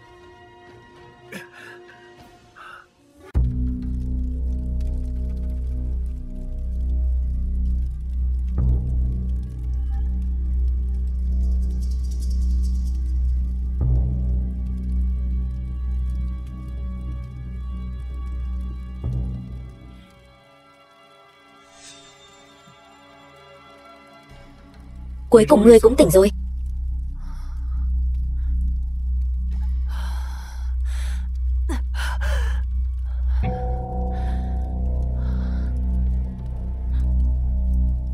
Sao ngươi lại ở đây? Câu này ta phải hỏi ngươi mới đúng. Ngươi, vị hoàng hậu này, đến đây làm gì? Hoàng hậu ngươi nói là đang nói ta sao? Ngoài ngươi ra thì còn ai nữa? Nếu không phải vì ngươi muốn trở thành hoàng hậu của tên cầu hoàng đế kia, sao có thể phản bội ảnh thác, phản bội thái tử, thậm chí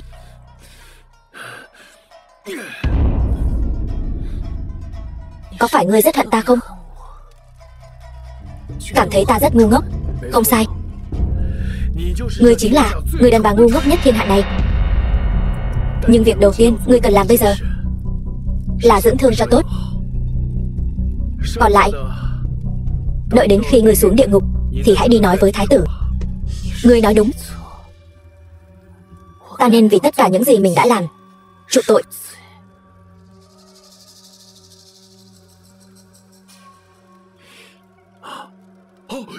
Ngươi điên rồi. Yên tâm, ta bây giờ còn chưa muốn mất mạng. Trước khi còn chưa về kinh thanh toán mọi thứ, ta sẽ không mất mạng. Nhưng ta nhất định sẽ trả tất cả những gì mình đã làm.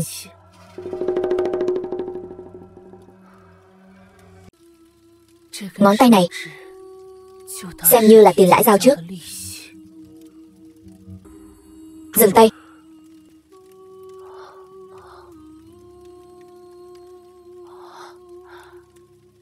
Điện hạ.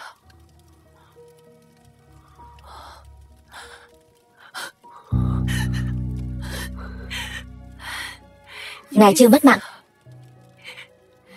Nguyệt Nhi, đừng khóc. Điện hạ, tình hình của ngài thế nào? Ta nhớ lúc đó Rõ ràng là ngài đã mất mạng rồi. Đó chẳng qua là điện hạ nhà ta giả vờ nín thở mà thôi. Người tốt sẽ được trời giúp. Đợi khi ta chạy đến nơi, vừa kịp cứu ngài ấy. Tốt quá rồi. Ngài còn đau không? Nguyệt Nhi, nàng đang hỏi cái gì vậy? Châm cải ta đâm vào ngài. Nhát dao ngài đỡ cho ta. Nguyệt Nhi, nỗi đau da thịt trong những ngày tháng sau này đều sẽ thuyên giảm. Vết thương nàng gây ra cho ta lần nghiêm trọng nhất không phải ở trên người, mà là ở trong lòng. Ta có thể nhìn xem được không? Ta muốn xác nhận.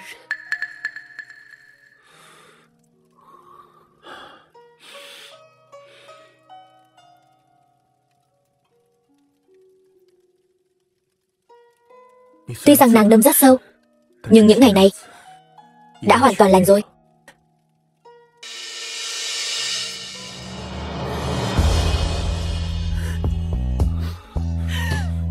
Xin lỗi.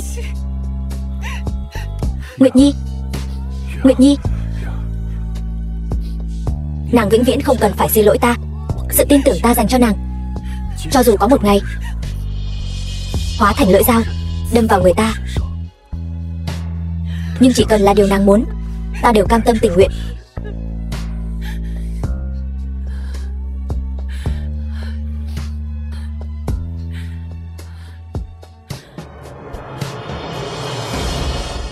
Đại phu của Trường Sinh nói là vì năm đó ta không chăm sóc Minh Y cẩn thận,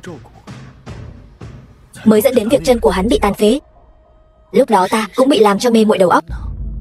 Hắn nói gì ta tin đó. Ta thật là quá ngu ngốc. Thật tình mà nói, Minh Nguyệt tỷ thật là ngu đến đáng thương. Đợi ta hồi kinh đón ca ca ra. Món nợ này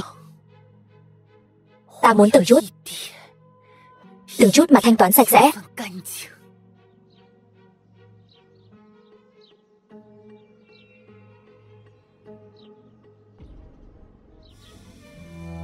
Minh công tử, việc trị liệu hôm nay đã kết thúc. Giờ này ngày mai ta lại đến để trần trị cho ngài. Đại phu, chẳng phải ngài nói chân của ta trong vòng 3 tháng là có thể chữa khỏi sao? Vì sao đến tận hôm nay mà vẫn không thấy chuyển biến gì? Minh công tử, xin đừng nóng vội. Ta trước đây đã làm tất cả là để điều dưỡng bên trong cho ngài, trừ bỏ bệnh căn của ngài. Cho nên nhìn từ bên ngoài không nhìn ra hiệu quả gì. Nhưng ngài yên tâm, ta hành y mấy chục năm, ta đã hứa chữa khỏi cho ngài thì nhất định sẽ giúp ngài chữa khỏi. Vậy thì ta yên tâm rồi. Khổ cực cho đại phu.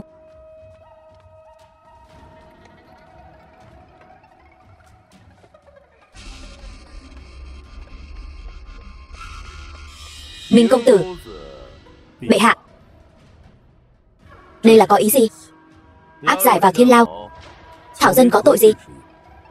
Minh Nguyệt thích sát quốc chủ Nhung Địch quốc thành công, đây vốn là chuyện đáng mừng. Nhưng nàng ấy lại cấu kết với hắc y nhân, dám làm liều mang đi Phương Thái Phó đang bị giam giữ. Thân phận của hắc y nhân này, Minh công tử đừng nói là không biết nhé.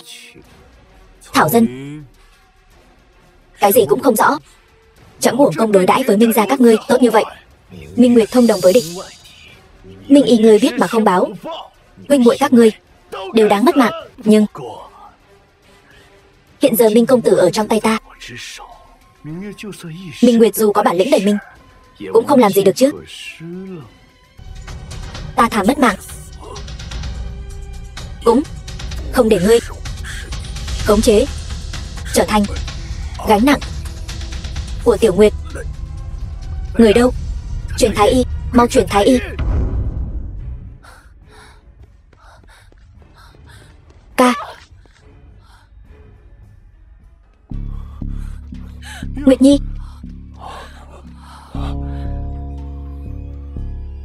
Ảnh vệ hồi báo, từ khi Minh Nguyệt tỷ tiến vào Nhung Địch quốc, Tân đế liền phái người giám thị ca ca tỷ. Sau khi quốc chủ Nhung Địch quốc mất mạng, hắn liền muốn bắt ca ca tỷ làm con tin. Chúng ta nhận được tin tức, nhanh chóng lên đường, nhưng vẫn không kịp. Đây là thư chúng ta tìm thấy dưới giường trúc của ca ca tỷ. Thì ra hắn sớm đã biết sẽ có ngày hôm nay. Tiểu Nguyệt, khi muội thấy phong thư này, e rằng ta đã không còn trên đời. Từ khi muội rời kinh, Tân đế phái người giám thị ta liền hiểu rõ hắn có ý định dùng ta làm con tin để uy hiếp muội. Muội ngoài mặt kiên cường, bên trong lại yếu đuối, dễ bị tình cảm lay động nhất. Chỉ cần ta còn trong tay Tân đế, muội sẽ là con rối của hắn. Cho nên tha thứ cho ta tự tiện quyết định. Từ khi Minh Phủ xa cơ, hai huynh muội ta nương tựa lẫn nhau mà sống. Huynh trưởng vô năng, không những không thay phụ mẫu chăm sóc tốt cho muội, còn hết lần này đến lần khác trở thành gánh nặng của muội. Lần này ta tuyệt đối không cho phép Tân đế lợi dụng ta, tổn thương muội dù chỉ nửa phần. Hiện giờ gần đến cuối thu, hơi lạnh đã tới. Tiểu Nguyệt, nhớ mặc thêm áo, cố gắng ăn nhiều vào. Huynh, Minh Y, tuyệt bút.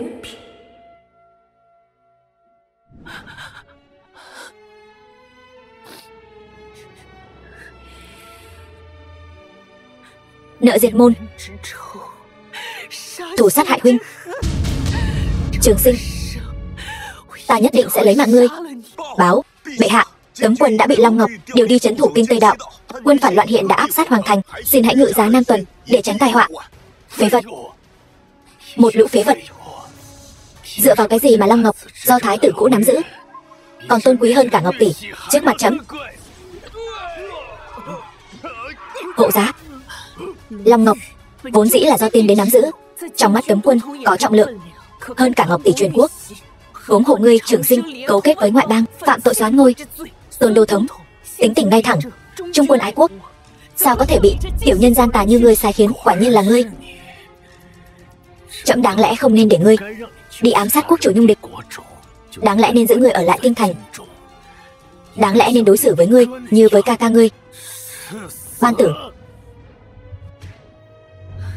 ngươi không xứng nhắc đến ca ca ta. Trẫm là đương kim thiên tử, là chủ thiên hạ. Trẫm muốn ai sống thì kẻ đó sống, trẫm muốn ai mất mạng thì kẻ đó mất mạng. Là ca ca ngươi ngu ngốc, là hắn từ bỏ cơ hội được trẫm tha thứ. Ái Khanh, Ái Khanh cứu trẫm. Ngươi chẳng phải có con gái chưa gả sao? Trẫm nguyện cưới nó, phong nó làm hoàng hậu. Về sau ngươi chính là quốc trượng. Phải, thần đây sẽ thay bệ hạ hạ gục phản tặc. Vâng. Ngay cả ngươi cũng muốn phản bội trẫm? Phản bội? Hạ gia ta đời đời trung thân, bảo vệ huyết mạch chính thống hoàng thất. Hạ mẫu ta tự khắc tuân thủ tổ huấn, sao có thể làm cái loại kẻ phản chủ đầu tường phất cỏ? Huống chi là phản bội, có đúng không? Thái tử điện hạ, là ngươi, quả nhiên là ngươi. Ngươi vẫn chưa mất mạng. Ta đã nói với ngươi rồi, ngươi vô dụng đến cực điểm, không xứng tranh giành với ta. Ta không xứng. Ngươi và ta đều là đích tử của phụ hoàng. Dựa vào cái gì ngươi vừa sinh ra đã được mẫu hậu nuôi dưỡng, còn ta lại đem ta vứt cho tiện phụ nuôi dưỡng? Ta chỉ được sinh ra sớm hơn ngươi một khắc mà thôi. Dựa vào cái gì trong mắt người khác ta không bằng ngươi ở mọi mặt? Luận nhận thức, tài học, chí mưu, thậm chí tàn nhẫn, điểm nào ta không bằng ngươi? Ngươi nói ngươi vẫn không hiểu sao? Tình cảm có lẽ với tư cách quân chủ là điểm yếu lớn nhất, nhưng quân chủ tàn nhẫn đến máu lạnh ngay từ đâu đã đánh mất ngọn cờ đại nghĩa này. Đại nghĩa, đại nghĩa, thành vương bại khấu. Ngươi thắng rồi. Đương nhiên nói gì cũng đúng. Trẫm hối hận lúc đó đã không bồi thêm một đao vào tim ngươi.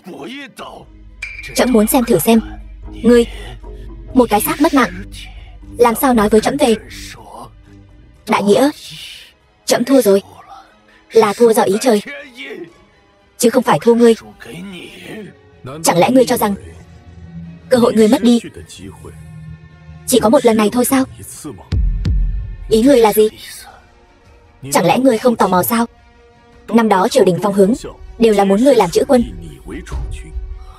Phụ hoàng thậm chí đem độc quyền thân ảnh môn của thái tử giao phó vào tay ngươi. Nhưng sau đó thì sao? Từ khi Minh Phủ xảy ra chuyện, phụ hoàng hình như bỏ quên ngươi rồi. Loại trừ công lao, ngươi bao năm gây dựng ở triều đình, thậm chí bỏ ngươi ở ngoài quan hải.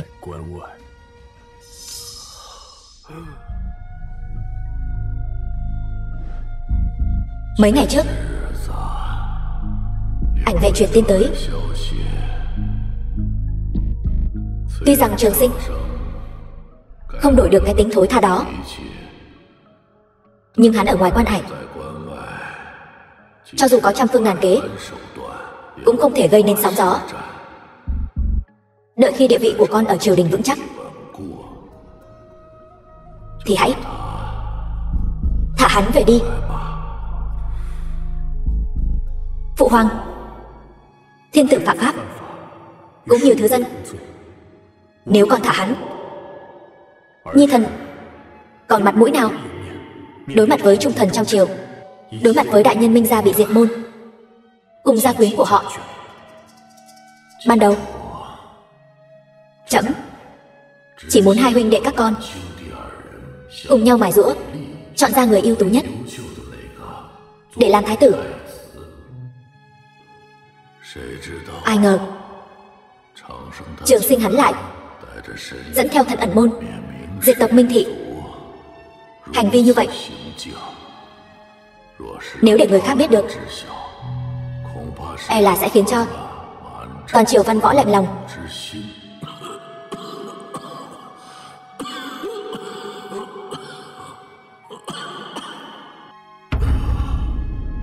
Trường Sinh là con trai của trẫm, là anh trai ruột của con. Dù là đại nghịch bất đạo, nể mặt trẫm, tha cho hắn một con đường sống đi. Đừng làm chuyện tàn hại cốt nhục. Không.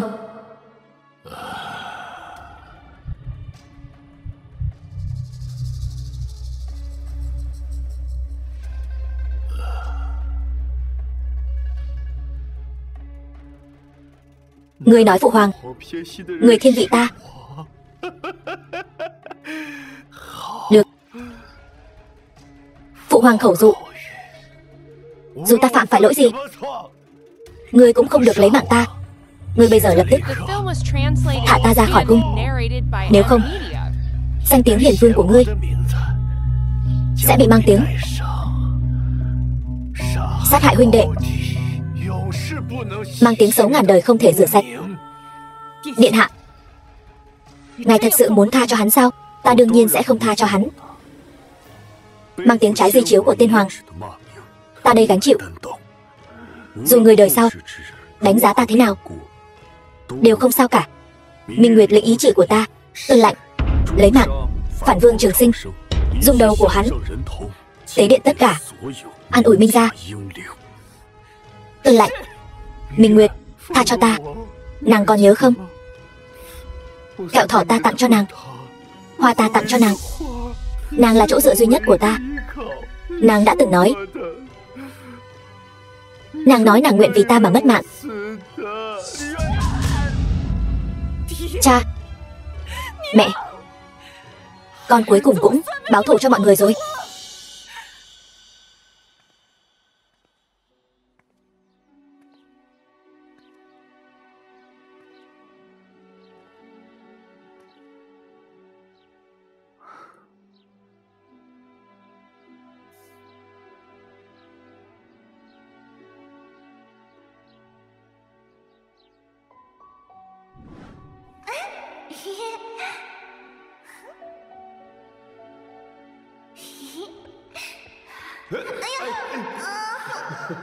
Lại đây.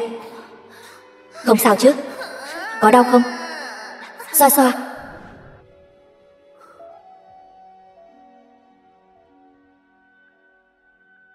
Nguyệt Nhi, ta sẽ cho người tu sửa lại Minh Phủ, khiến cho nơi này mỗi ngọn cỏ cành cây đều như thuở ban đầu. Nhưng cha, mẹ và ca ca đều đã không còn nữa rồi.